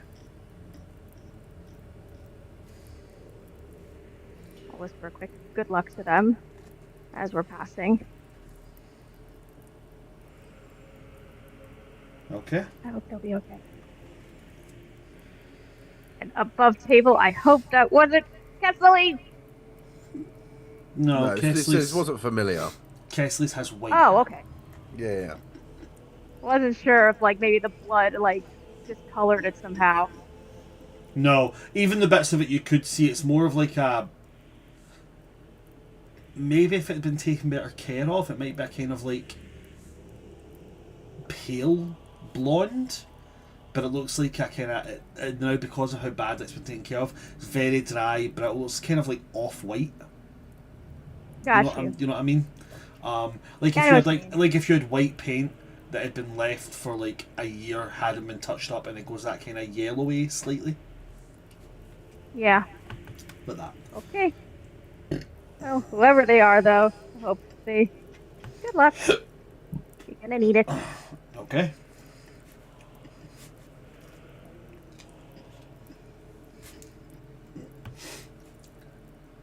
And then you guys go through the next door, and it takes you into a mostly empty room. This room has a single table in it, about 20 feet ahead of you, up against the wall to your right.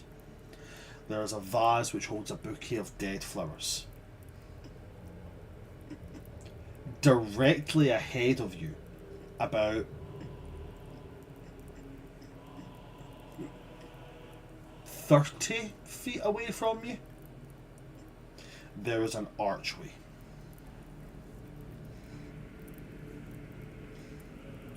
This archway seems to be made of stone. It looks out of place here. And there appears to be words carved into the apex of the arch. Are they in a language we recognize? You could approach and have a look. Yeah, let's fly up. As like, I'm still following along, but like, I'm still moving. So I'll like take a quick look.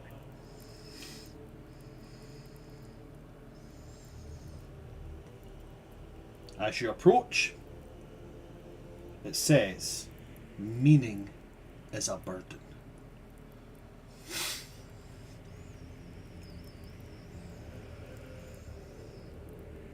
Interesting philosophy. Fly back down and follow along.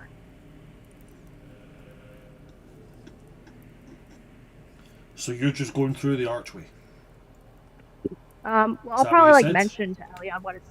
I'll probably mention to Elion like, because I'm following. I'm not gonna like. Elion can read it as well. It's in Sylvan. I'll walk through the archway if the priest walks through the archway. He does. Walks right through it. Yeah.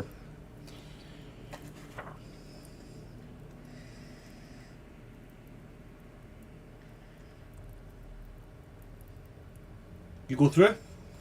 Yeah. Arya, do you follow? I hesitate a little, but I don't want to get separated from my friend again, so I'll follow. Okay.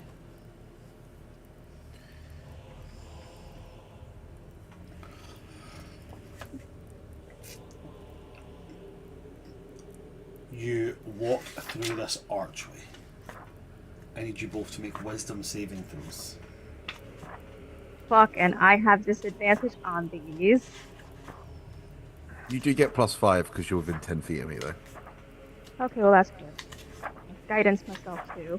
I also do have to Okay. ask because of Eladrin. Is it a charm? No. Okay, just checking. 12, 14. 15.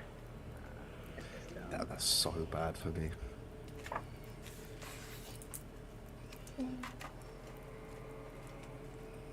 Okay, so that's 17 Okay.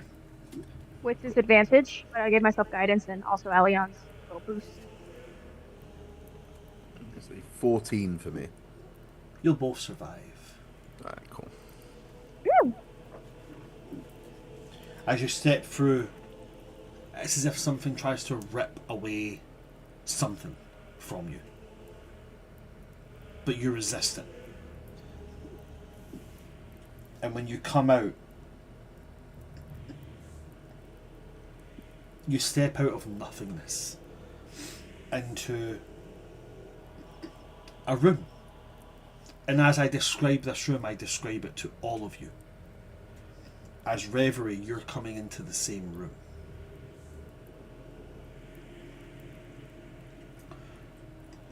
The first thing you will all notice is the sound. Tick, tick, tick, tick. Like a metronome. What you'll see is something that is very rare, even amongst high nobility families. They're carved with a great deal of temporal magic, and they often take a piece of every one of the four courts to make them. The magic is usually something of exceptionally complicated chronergy woven from winter. The outer casing, beautiful. Some of the rarest and best worked wood from the spring courts. gilded in beautiful golden metals from the autumn courts, and with stunning, and I mean truly decadent amounts of blessings and workings worked by summer priests. A beautiful timepiece. And before anybody looks at this word, laughs at this word, this is absolutely a correct word. A horromancer's greatest achievement. This is a timepiece of some descript. But its true purpose, that's beyond you. All you would know is that you guys have only ever seen one of these. And that was in King Oberon and Queen Titania's throne room.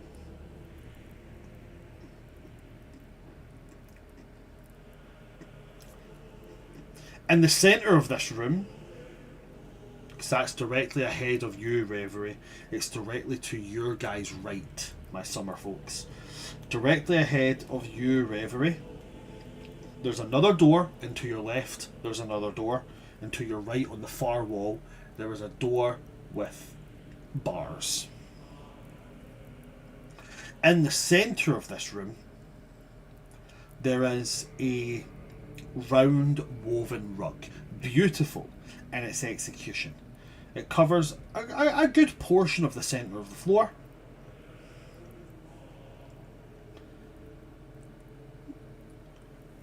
As you guys enter this room, what would you like to do? Do we see Reverie since she's coming in at the same time from a different? With Koljata and Dim? Yep, she's got Kojata and Logon with her. Immediate relief. But I do see that, like, Kesley's is missing. And I'm just like, where's Kess?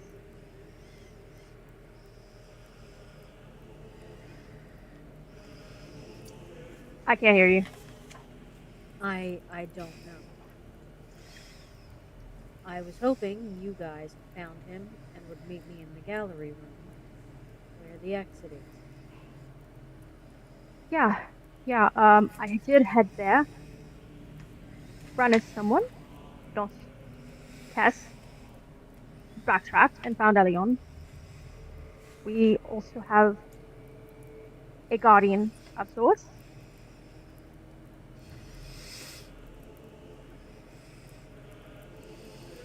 Hello? But no sign of Kess. No, I have discovered a ghost-like being that took on his visage, and a screaming door that also took on his visage. Oh. Bye, bunnies. So I'm just haunted by his visage, but I do not have my son. Okay. I put a damper on the things. We can't leave without him. Also, we found out about a lantern. The Raven Queen's lantern? Yes. Sorry, well, we know of a lantern that relates to the Crooked Man. The way Yes. I also found out about this lantern. It was the Raven Queen's. It also contains the only fragment of his soul so that he can die. Well, she wants it back. Okay, so now it's not just a get everyone and get out plan anymore. And we need to find Kesley's anyway, so... Well, it is still a get everyone and get out plan. Well, it's not just I don't that. know. I don't know about you guys, but I am actively being hunted for sport. it's not pleasant. I mean, I've still got a leg and also released something bad. I'll tell you about that later. At least someone does know about it in case I die, so that knowledge doesn't die with me. One crisis at a time, like you said, Alien. Okay, so we find Kess, we find the lantern, we get the hell out of here. We kill the crooked man, we get out of here, right? It's a I feel like if we question of take the whether he lantern, can die. Well, we can I if feel we like, smash the lantern. He dies immediately. but should we do that while we're still in his house? That could be destroyed if he is as well. Or should we do that once we're out of here? So that Or we don't does get trapped. just getting the lantern, giving it to the Raven Queen, destroy it because then it goes beyond his reach? But if a fragment of his soul is within it, then isn't that technically the reach still? But it's a fragment of his soul that is then in the Raven Queen's possession. So if Oh. we don't want to chance the fact that the lantern won't kill him if we give it away, we have to kill him while we're here. But we don't know if doing that and while we're still deep within the house, and then the house starts to be crumble If and be we if we Let's leave self-destroying, then before we he can't get. dies, he will chase us constantly until he wins. Oh, I'm going to be chased constantly if he's alive, regardless. Okay, so ideally, maybe we kick his ass close to the exit then? Ideally, I think we find the person smarter than all three of us combined. Sorry. Um, Actually, I don't know your intelligence, which kind of points to the priest. I'm going to assume you're smart. Well, he does come from a Five lineage of of us, scholars, seven so of us. How many of us are there? One, two, three, four, No, five. Five of us I- combined. I'm not saying we don't leave without Kess. I'm just saying I don't think we should leave without killing him either. yeah, we're not leaving Kess behind. So we find Kess first, and we try and find the lantern along the way. Yes, I would go back to the room of red, but I personally don't know the way. Yeah, I That only would be got the there easiest way to because find. yeah, Yes. I only got there because I was literally like splattered and almost died. Well, we do have someone here who knows the house. That's true. And we still have the We all hand. just turn and look at the priest.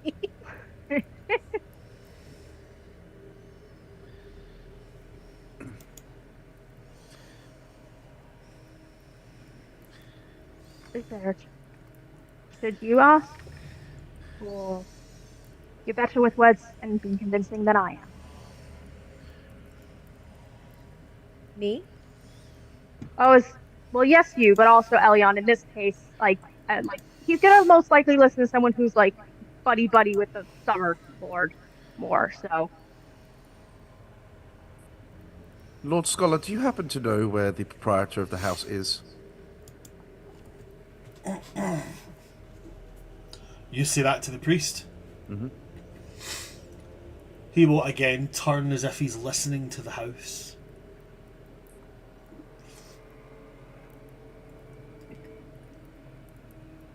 He is recruiting. His loyal companion walks at his side.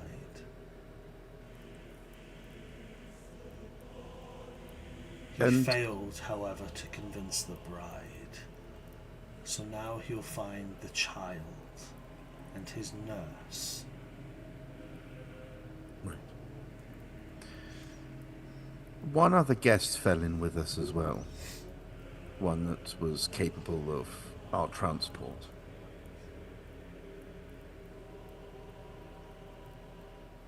That will be why the bride is not joining. She's found a new child. Right. well, still have to have a custody battle then. Do you know the rough direction of said bride? The bride resides close to the master bedroom. She knows he won't go there. Oh, this master bedroom? She'll kind of like point towards the door that she came from. Yes. That is where it started. Turning back to the others. As long as we can get close, I should be able to find her. I just need a loose direction. Oh, okay. Well, Main the thing- master bedroom's over here. Sure. The main thing is if we find Kess. And if we find her, if we find Kess, then great. And you know what, DM? There was some chests and stuff that I did not know. There was a chest. And upon retrospect, I was deeply in regret because I love to touch cursed things. So I would like to open them. Okay, so you're going outstairs, going out this room, going back down those stairs, and then going to the chest next to the wee kind of armoire that was there. Yeah. Yeah. Okie I would dokie. like to open them. You open that chest. Inside it, you find a piece of paper. Okay. Does it have my name on it? No, Oh, doesn't have thank God. anybody's name written on it. Oh, what's it say? I owe you. You open it up. You open it up, and it's in Kessley's handwriting.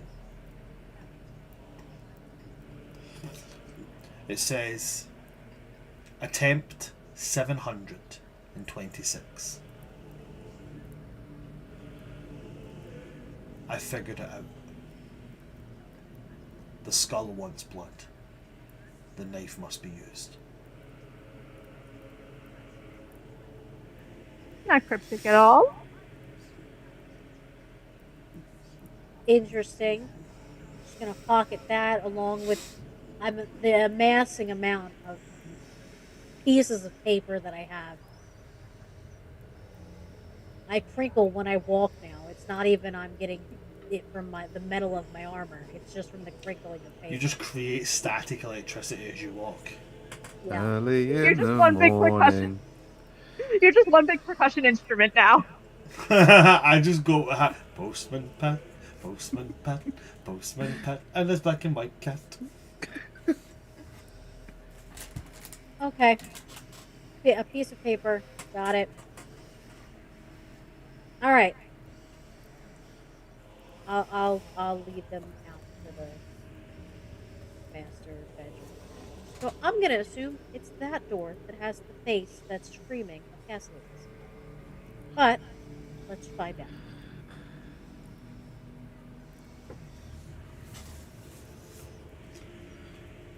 Sorry, I missed that last part you said.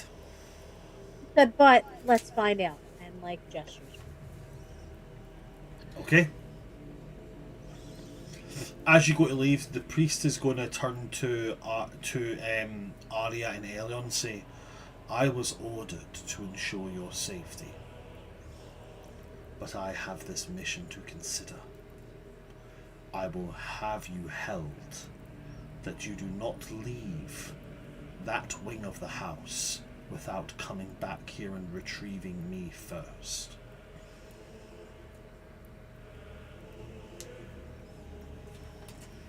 Noted. So you will not be coming with us? I will wait here. I do not want to venture too far from the lantern. Right. If we still seek the lantern as well, we will be back. Very good.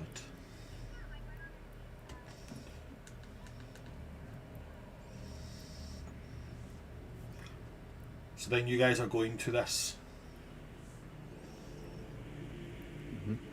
Okay.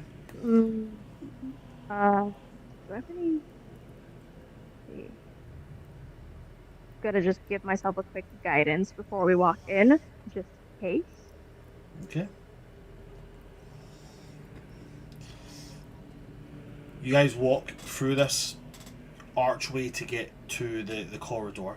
As you enter the corridor, to your left is the master bedroom straight away. You walk past that and you get to the door where, Reverie, you can still see Kessley's face.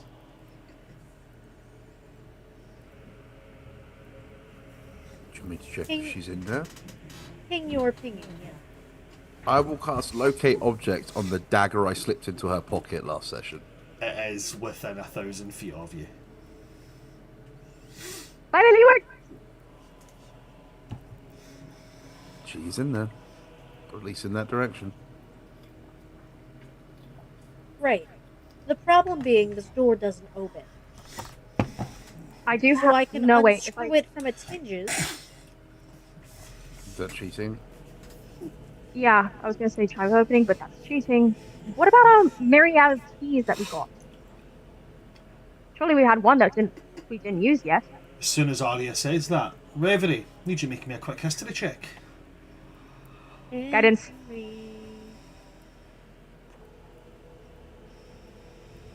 Ooh, that was really good, me. Re. The executioner's 20, yet again. Okay. What you're going to get from that is, as soon as Arya's like, but we've got loads of keys, right? You found a key in the master bedroom.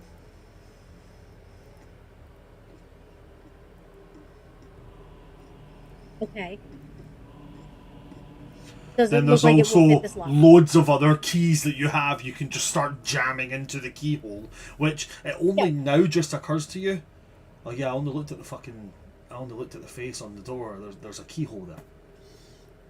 Okay. Does the lock look like it will fit the key from the master bedroom? It certainly looks like a key that fits into a lock. You can try it if you like. Yeah, I'll try. Okay, shove the key in. The one from the master bedroom. Yeah. And it will open. Yay!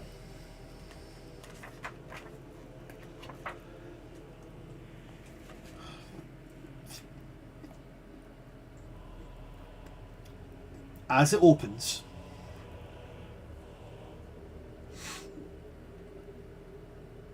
immediately as you enter in, to your left there's a bookshelf with very, very old tomes on it.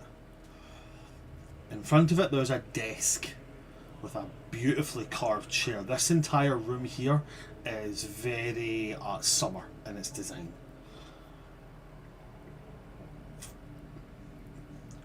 Past the bookshelf on the left, there is it has a strange arcane sigil on it, written in what appears to be a deep red paint. I will say this, I'm not going to give everything about it, but as there are 2 clerics and a paladin currently here, I will say that as you're looking at it, despite knowing that it is very much an arcane sigil, there is a certain amount of quote-unquote unholiness coming from it. It seems like it's more than an arcane sigil, possibly an occult symbolic for some kind of entity. And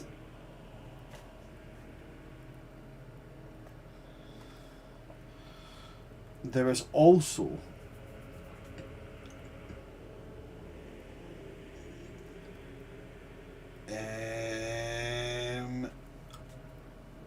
ahead of you, just straight ahead from where you're standing,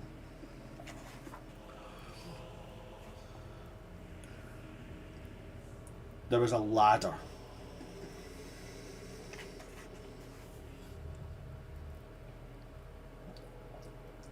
That leads up.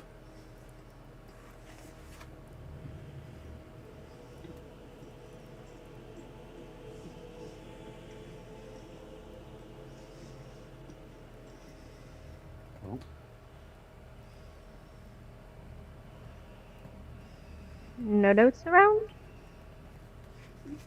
No Lord notes Elio? I just said, well,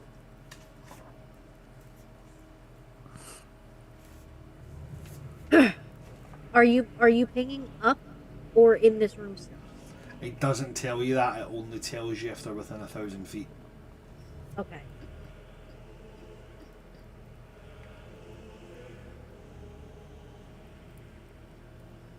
no, to be fair, it says you can sense the direction of the object's location Oh, does it?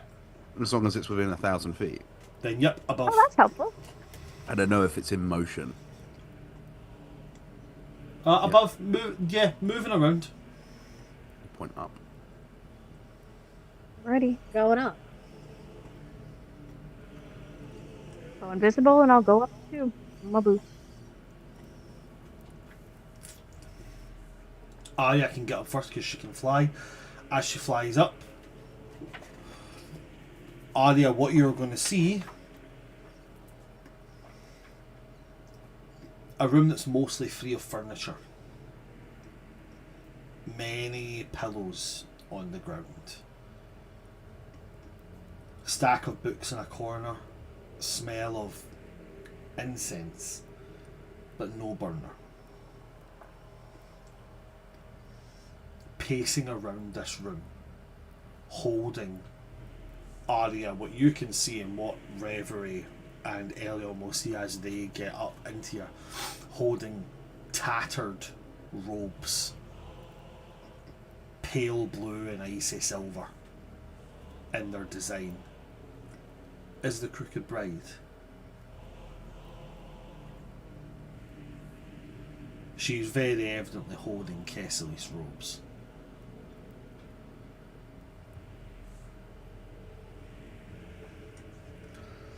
Arya, you are first up. Who would be coming up after Arya?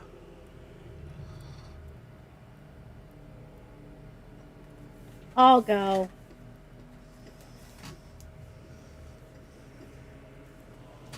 Okay. And after you? I guess that would be yourself, Elion, coming up here. Mm-hmm. Okay, then Reverie, as you'd be the first one that would be up and that would trigger the sight. The Crooked Bride will turn her skeletal face towards you, looking at you, holding on to what you can very easily recognise as Kessely's tattered robes. There's blood on them as well. And she will stare hard in your direction before clutching the robes to her even more, saying, "You cannot take him." I will ask this one time out of the sheer patience of my politeness. Where is my son? As soon as you say the words "my son," she is going to scream and lunge. And now we're going to roll initiative. Ah!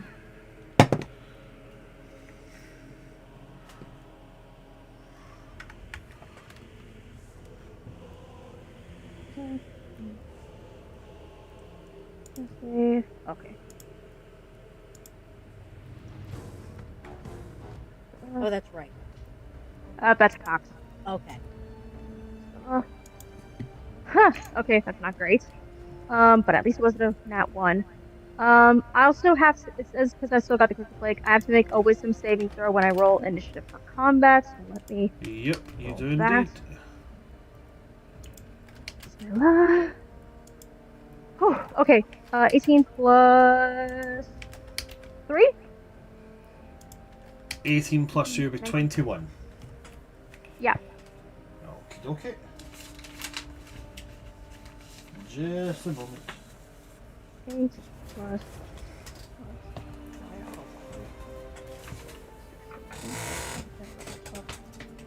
12 for initiative.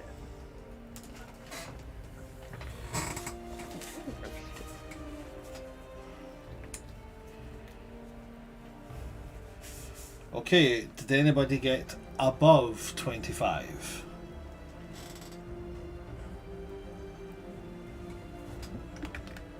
No? Okay, between 25 and 20?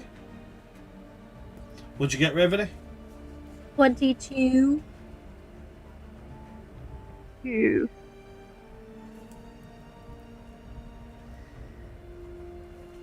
Between 20 and 15? 19.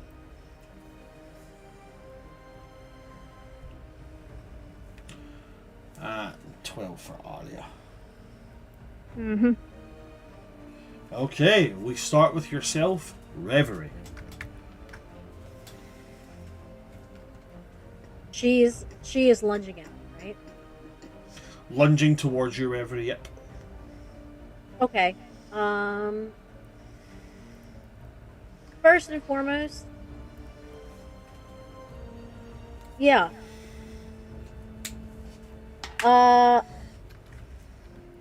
I'll hit her with Cone of Cold. Hitting her with Cone of Cold. She needs to make a con. I didn't Damn, mean that's to a lot roll of that. dice. I didn't mean to roll that in there. I was clicking the things that way, like it would take the 2 parts off the ring, and it just rolled the damage anyway. Okay, hold on just a little second. That was crazy. A con save, yeah? Yeah. Let me just double check. Is she resistant to that?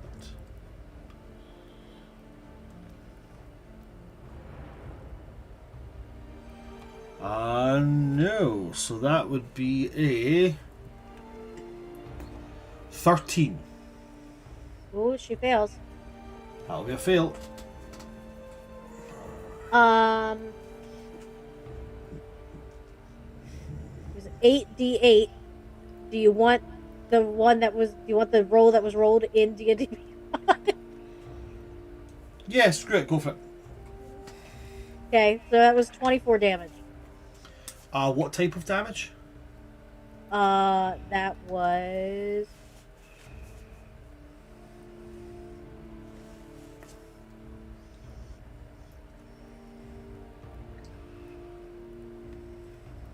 cold damage. Cold damage. Okay, okay.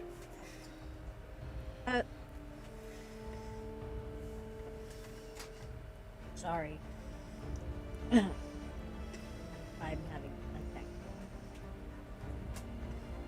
It's alright.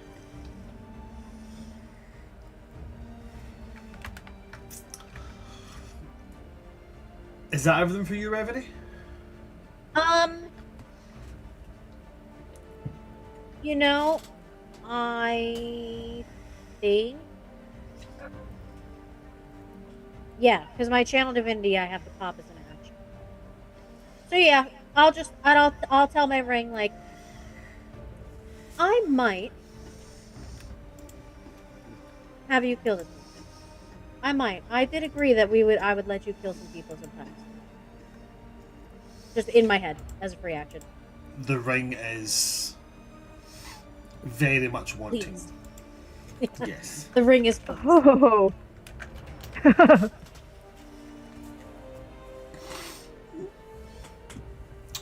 Okay. In that case, it moves on to before the bride. It moves on to initiative count 20. Let's see what's happening. That's a 6. Hey. Woo.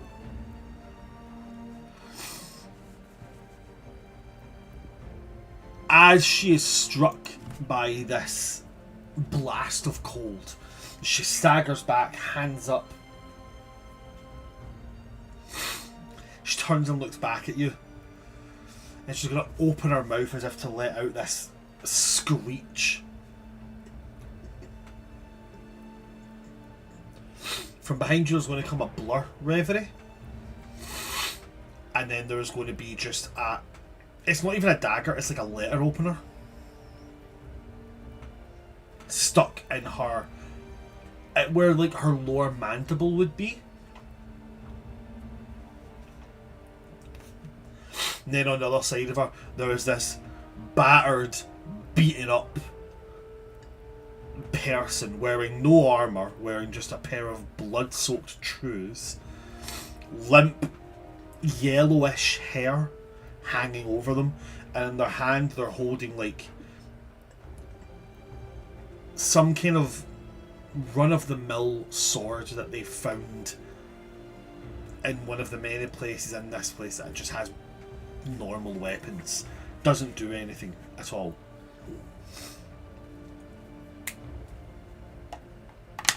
And then as they've done that, it doesn't say that. It doesn't say they take their turn on initiative counter. It says they will enter and make a single attack. So that's that done. I now have to roll an initiative order for them. Is this? Who is that? I don't know, but I'm gonna adopt him too. Might as well. You're My just fighting the menagerie crooked. of sons. You're just fighting the crook to go along with your menagerie of your harem. But yeah, you're just fighting the crooked wife for custody battle. The crooked mother. If one has a harem, one must also have a menagerie of sons. As it comes to the crooked bride's One day turn, you'll adopt a daughter. everybody within 20 feet of her must make a Constitution saving throw. Oh, joy bunnies. Provided you two are I within did 10 my- feet of me, you do get +5. Okay, and I did give Oh, myself guidance before coming up here, so. I don't think guidance works. Yeah, guidance doesn't work on saving throws. It's only Oh. ability checks. Yeah. God. And then, Is that a nat okay, one? so Ah, it's close. it's a nat one. 100% which is doubly increase bad from a for nat me. one, bro. Right, so hold on a minute. The 5. Aria, you've got a nat one. Yeah, plus the 5 from Elion. I'm doing the saving throw for now. So 5, 6, and then Constitution is just 1, so I've just got a 7. But I remember nat 1. Whatever I do immediately fails, and I start to involuntarily laugh. And on top of that, because a saving throw is a critical failure, so the damage that you'll take for this will be treated as critical. Now here's the thing.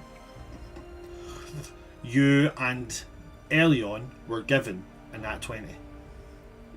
But the question is, do you want to swap a nat 20 for a saving throw to save on a nat 1 when it could be used for an attack?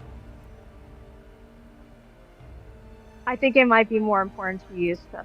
I hesitate only because, like, this is part of the Crooked Plague, but I think that nat 20 might be more important somewhere else. Okay. That feeling. So then you're going to take the critical as is. Yeah. Okay. Cool. Awesome. Elion, what did you get in total? 10. 10. Okay. Reverie? 23? I have Cool. a +9 and I have a +8 and I got a 10. It's not looking good, bruv. It wasn't gonna look good for me anyways. That my Constitution savings are shit. Hey, are you guys like okay? No. No. This house is doing numbers for y'all, and I'm the one being hunted for sport. Yeah. To quote the DM from sessions ago, this house has been nasty to Arya, and it's not doing any favors for Eliot either. Actually, it kind of makes sense poetically and narratively that it especially is real shitty to the summer kids. Okay. So, Reverie. Hi. Hi there. I think you're going to get an extra double whammy from this. So, she has this cloying nature around her. Makes you want to just kind of like snuggle down, basically. But in a bad way. You know, like how your body technically gets tired when you get cold? Yeah. Like that. So you're going to take 32 cold damage, but halved, so that would be 16 cold damage. Does the ring make you resistant to cold damage? Oh, that's a really good question. The ring. It'll be just under I your have- health if it does. I have cold immunity while attuned to it and wearing the ring. I have immunity to cold damage and don't suffer any ill effects from extreme cold. So you will Oh, that's take good. no cold damage. And then you will take 38 necrotic. But that 38 necrotic is halved. Because you succeeded. So it becomes 18. Then you're also resistant to necrotic damage, aren't you?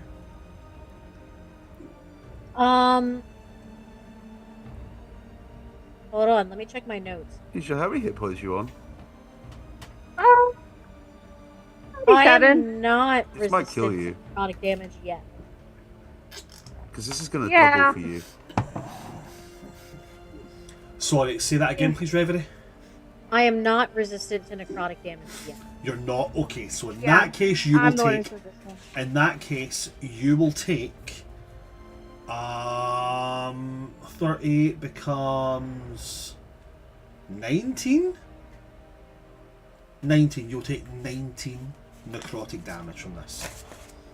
Maybe I should have taken the next one after all. Elion, you will take 32 plus 38 for a total of 80. No, Yep. no, 70. Yep. 70. Now, Arya, you're probably going to go unconscious on this, but I don't think it'll kill you, and here's why.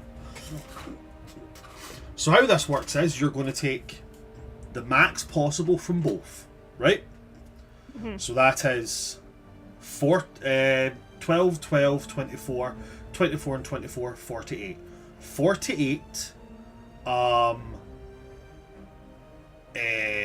is going to be cold damage, right? But that's Gotcha. it maxed. Then you add on the rolled. The rolled was 32. 48 plus 32 makes 80. What's your hit points? Okay. I am at 77. Okay, Oh, so you- it's the cold damage that puts you down, not the necrotic. So you are unconscious and on saving throws. Okay. And I don't suppose me being resistant to necrotic still counts even if I'm taking the max damage. Nothing. You'll Because go it's unconscious hit? before the necrotic. You'll go hits you. unconscious before the Oh, necrotic okay. damage touches you. Oh, great. But if you had 4 extra hit points, you'd just be dead. But so that is very true. If you had say 83 hit points left, that would be an Okay. instant kill. So it's a good thing that I didn't fully heal myself before. This is why it is important to ask people how much hit points do you have, because it comes into play like that. So Arya, you just get hit with this overwhelming blast of cold, and your body just gives out. Now, due to how the crooked laughter works, as you've went unconscious, you're in the crooked house, you're going to be treated as moving to the next stage of the crooked laugh. Do you need a reminder of what that is? Yes, please. And also That's a reminder if absolutely it's like, is it still in the treatable stages? Because I know stage 1 is. It's still treatable. Now it's just moved on to being slightly harder to treat. But yes, this is very much still treatable. Okay. I will get the details of that for you. You moved on to stage 2, fevered mirth. So you now have intense fevers, auditory hallucinations, and your sleep capability is halved. So in order to get a long rest, you have to sleep for 16 hours. So, The long. the mechanical effects of this. The mechanical effect is you get disadvantage on perception checks. I'll just copy and paste this and send it over to you. Thanks.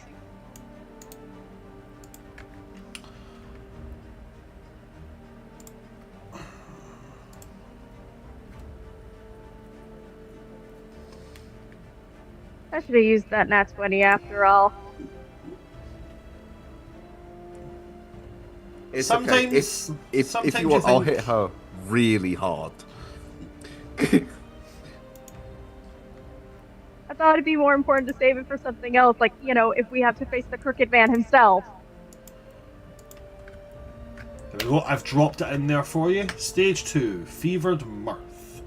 And it is going to give you an immediate mutation. So I do need you to roll me a d6, please.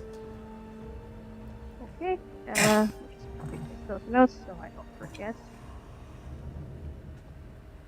Okay, d6, d6. You rolled so good earlier. You're supposed to be my good. That's a 3. No me estés jodiendo, se acabó. You're going into dice jail. Okay. Well then. This one's actually quite thematic with your current stage of the disease. You gained fever heat. Your body temperature remains unnaturally warm. You're resistant to the effects of extreme cold weather, but you're now vulnerable to fire damage. Resistance to cold. I've also put that into the forming general chat for you. Thank you.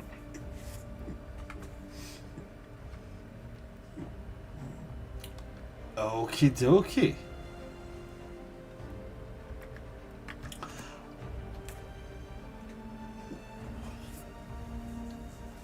Now she's going to make her attacks. She is going to lunge at Reverie. Reverie, you getting hit? I don't think that first one's going to hit you, if I'm 100% honest with you.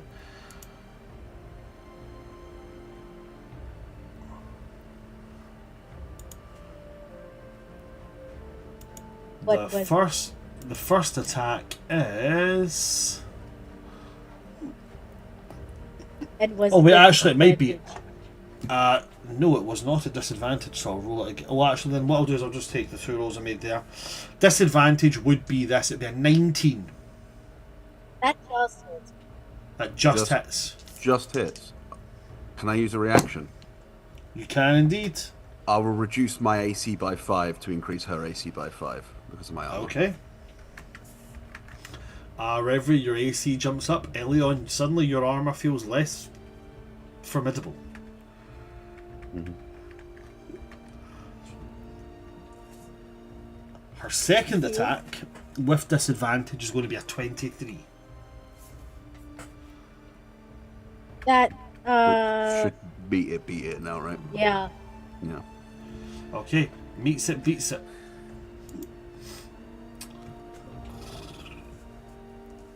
So you gonna get hit with 2.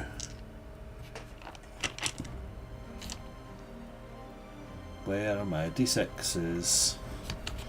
3 and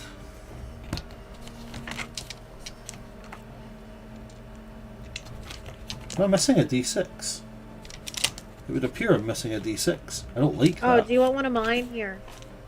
Oh yeah, thanks. Just let me borrow it for 2 seconds. Yeah, I got, here you I go. got a mini one.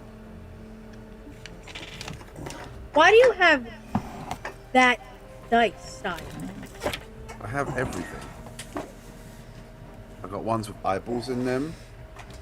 Right, that's not the kind I'm talking about. I'm talking about you have like dice.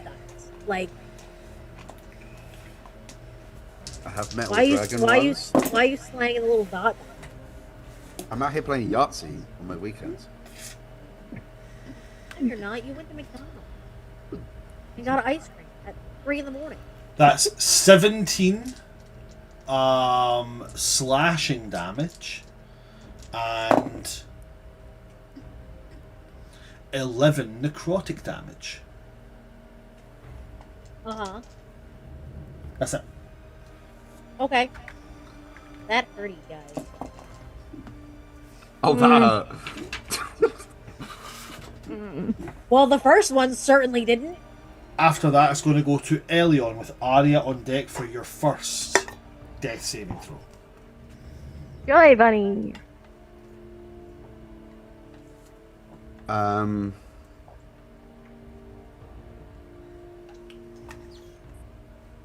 Okay.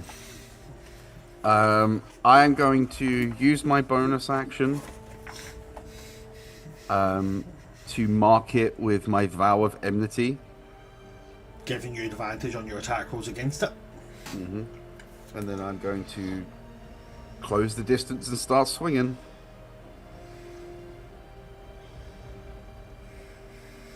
First one's very good. It's going to be a 27.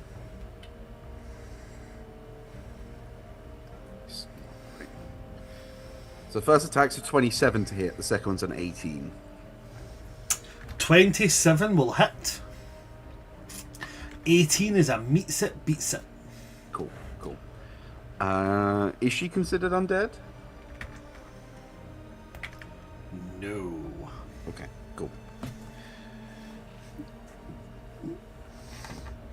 So, in that case, it's one of those.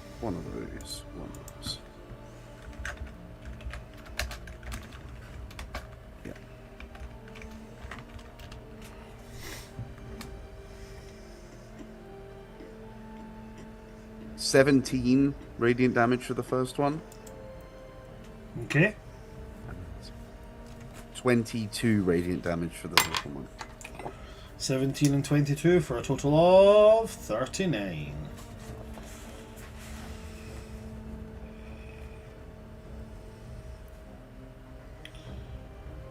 Absolutely fantastic.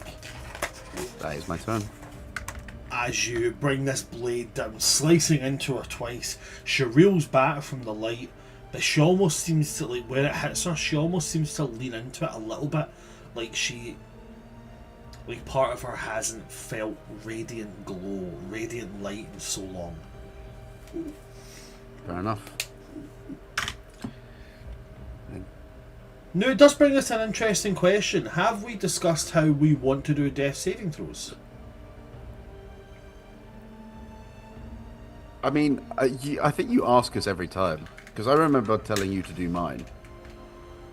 I do remember, yeah. That was ages ago, though. That was ages ago. Arya, how do you want to do your death saving throws?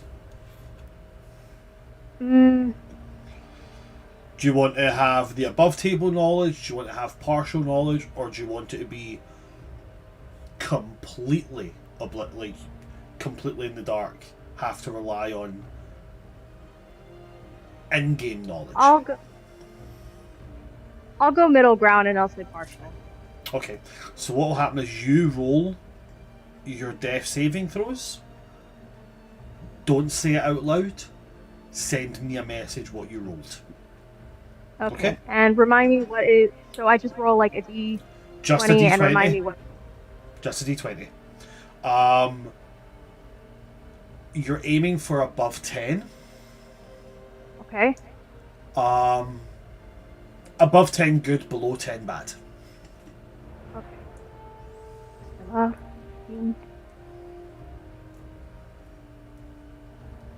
I'll send you a message.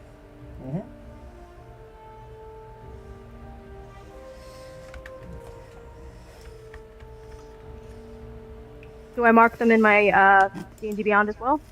Yup. Okay.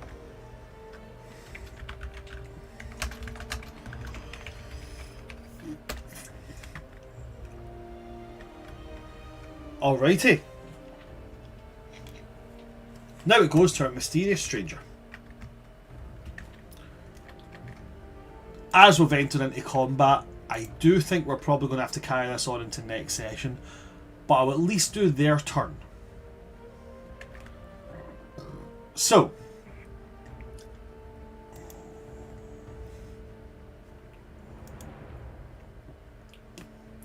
I'll use their bonus action, which gives them a wee ability. It basically gives them advantage on their attacks.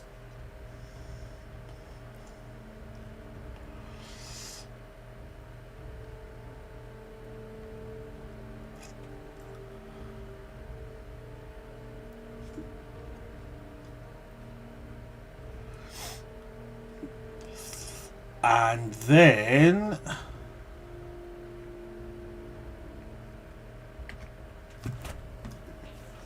I'll have them roll their attacks just now, since I've done that.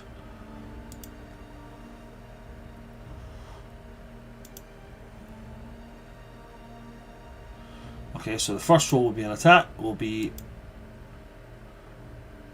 a successful attack. Second roll will be successful. They will utilise 2 spell slots. They'll utilise...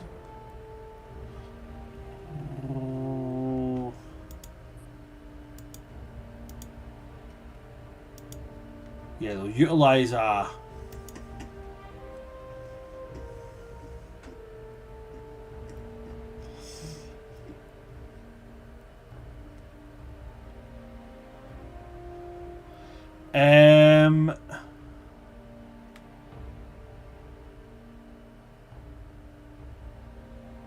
is that a bonus action to do that? No, that's a reaction. Okay, so they'll bonus action to do that to get advantage. They've rolled advantage. They're going to make their attacks now. Attacks rolled with advantage.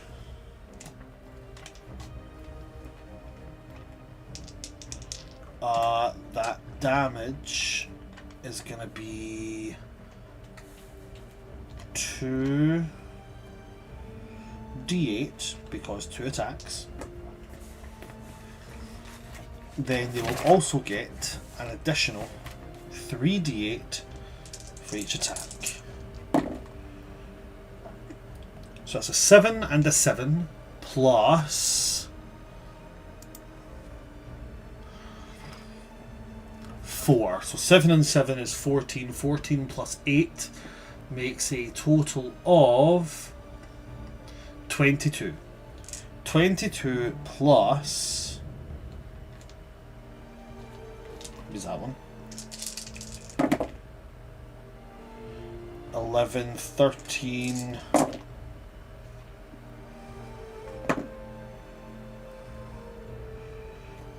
13 and 12 was 25.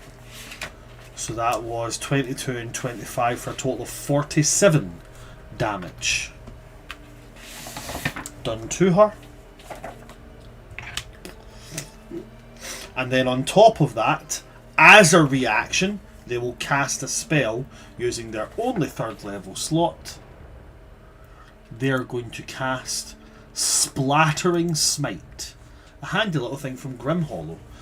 Your strikes drink the splatter blood of your foes. As part of casting a spell, you must expend 5 hit dice, or the spell automatically fails. They will do that.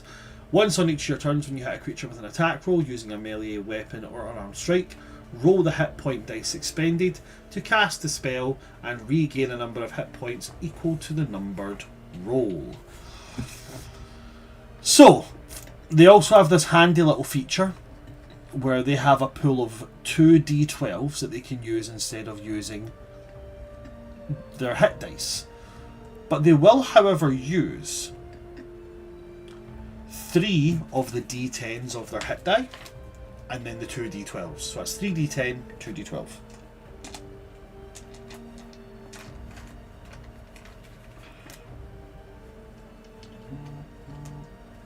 This guy's crap.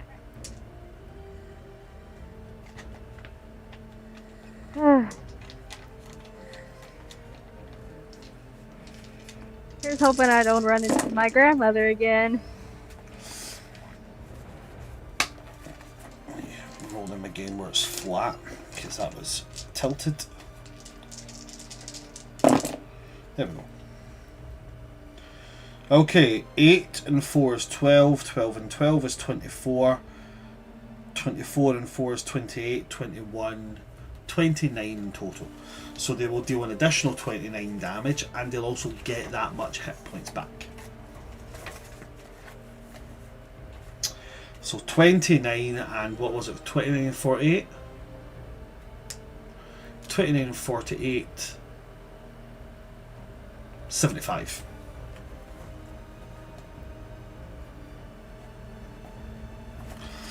Okay.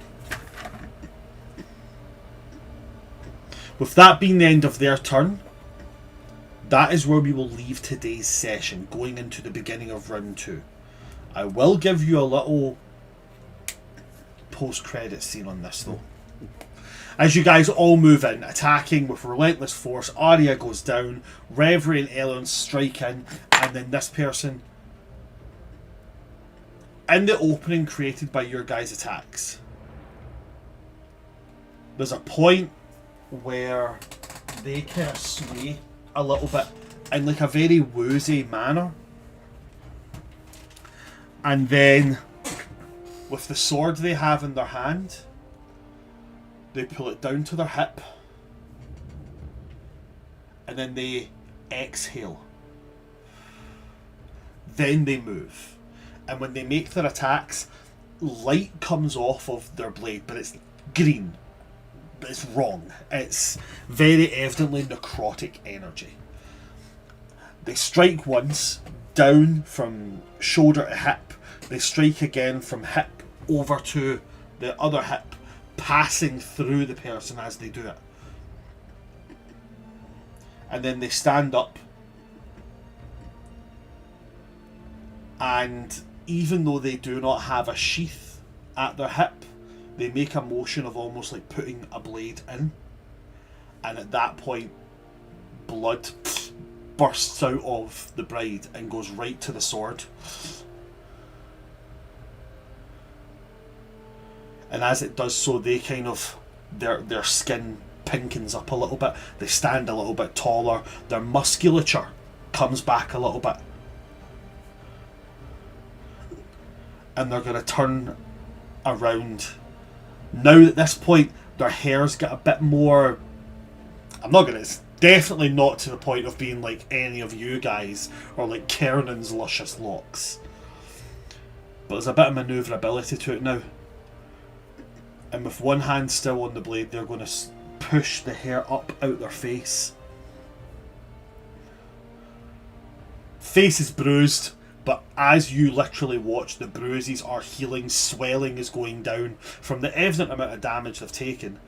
And as their eyes are healing up, the sclera of their eyes is completely black.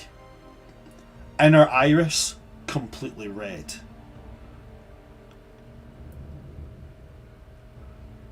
And Harahal is going to draw the sword one more time.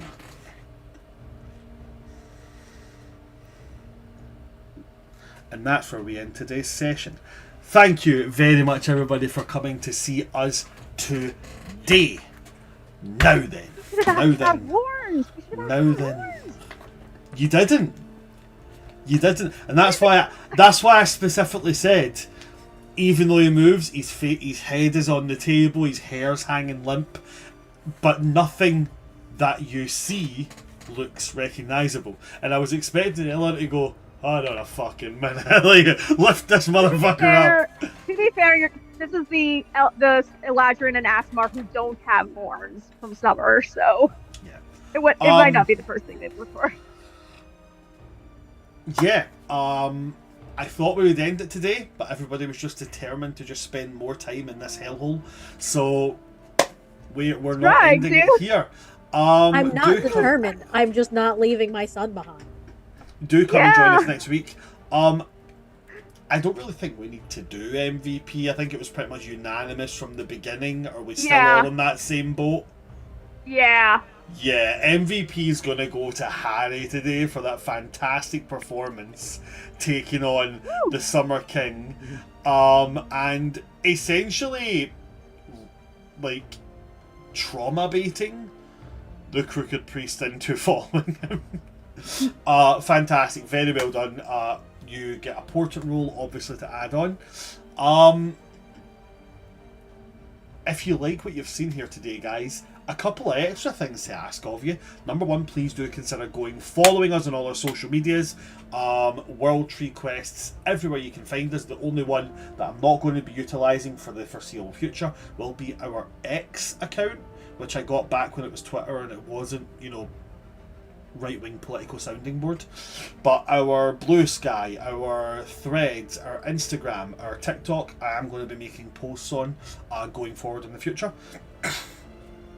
If you like what you've seen from me, then please go and check me out at Oops All Brands. Same places. I'll be posting subclasses, spells, magical items that I've been tinkering around with, and giving you a bit more of an insight into the wonderful world that is Atuma. Starting with a video that is going to be detailing the origin of Atuma and how it came about. Another thing you could do is, it's the nomination times for the Crit Awards. Now, I do not think in any way, shape or form that we are at all close enough to getting to a point of being on the board. But if you enjoyed what you've seen, and if you think that we deserve to be recognised in any way, shape or form, whether it's for the stories we tell, or whether it's any of my players and their phenomenal actions, please do consider us for any nominations during Crit Awards nomination period.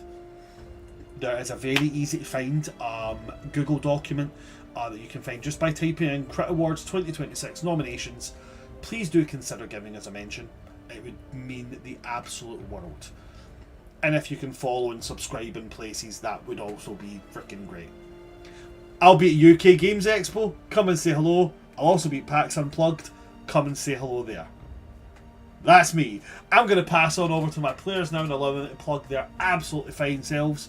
We're going to start with Liz. Hello. If you would like to see me play other Dungeons & Dragons games, you cannot, because I'm exclusively with World Tree Quests as Reverie and as World Tree Quests Archivist, who knows many, many eons of knowledge. If you would like to see my words across your screen, or see my face specifically elsewhere, you can follow me on Instagram and TikTok, or Blue Sky at Patron of Chaos, all smush the other one word. And if you want to see me occasionally out of a blue stream, you can check me out at patron_of_chaos here on Twitch. Thank you very much for that, Liz. Go follow them. Oh.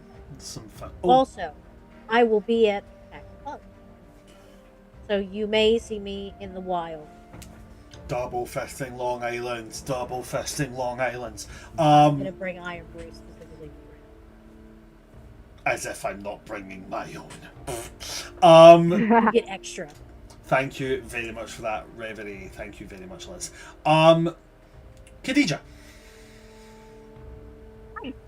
If you want to find me any other places, doing other stuff, you can find me at Khadij Al Kubra on Archive of Our Own, where I have fanfiction that I've written posted there, as well as on Instagram, where I post, well, I haven't posted in a while, but I usually post pictures of like fun stuff I do, as well as art and illustrations. I'm trying to post more of those about myself.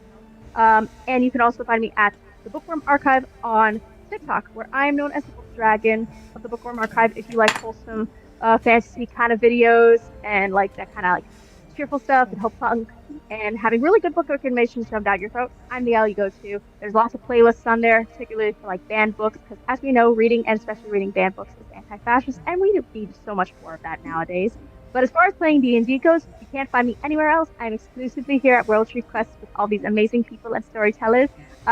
Almost dying, and hopefully not. I'm still remaining optimistic, but goddamn, we need to get out of this house. Time to get out the house. Time to get out the house. Thank you Out the very house. much. Hopefully next session.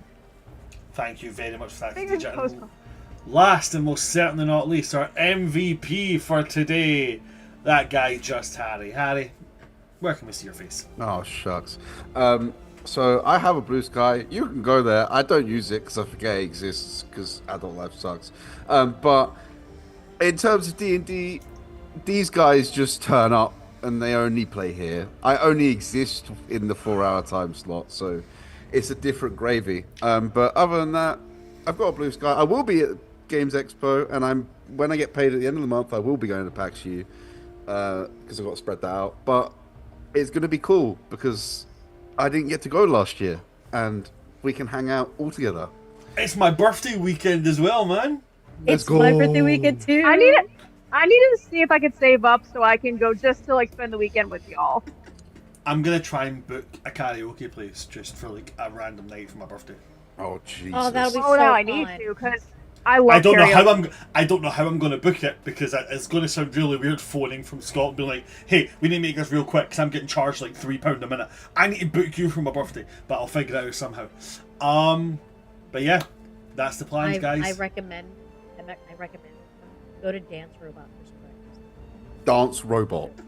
Ooh. Dude, There was don't a shit on Dance Robot. There was a place called like 42nd or something that everybody ended up hitting up last year, which had great karaoke up top and it had like a rooftop bar and shit. So I might try and look at that place. And we wound up at IHOP.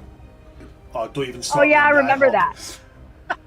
If that's Oh, it from my God. players and that's it from me, well then that is it from us. Thank you everybody for coming to see us today. I have been your DM of Doom, Oops All Brands or World Tree Quest here on Twitch and YouTube. With me today we've had my lovely and my amazing cast. We have had Patron of Chaos. We've had Khadija Al-Kubra and we've had today's MVP, that guy Just Harry. From all of us here at World Tree Quest, good night, stay safe. Whenever things get down and whenever you feel like you're alone and you have no chance of winning, remember that guy from like 40 sessions ago who died? He might come back as a vampire. Don't pull a Finny. Good night, folks. Good night.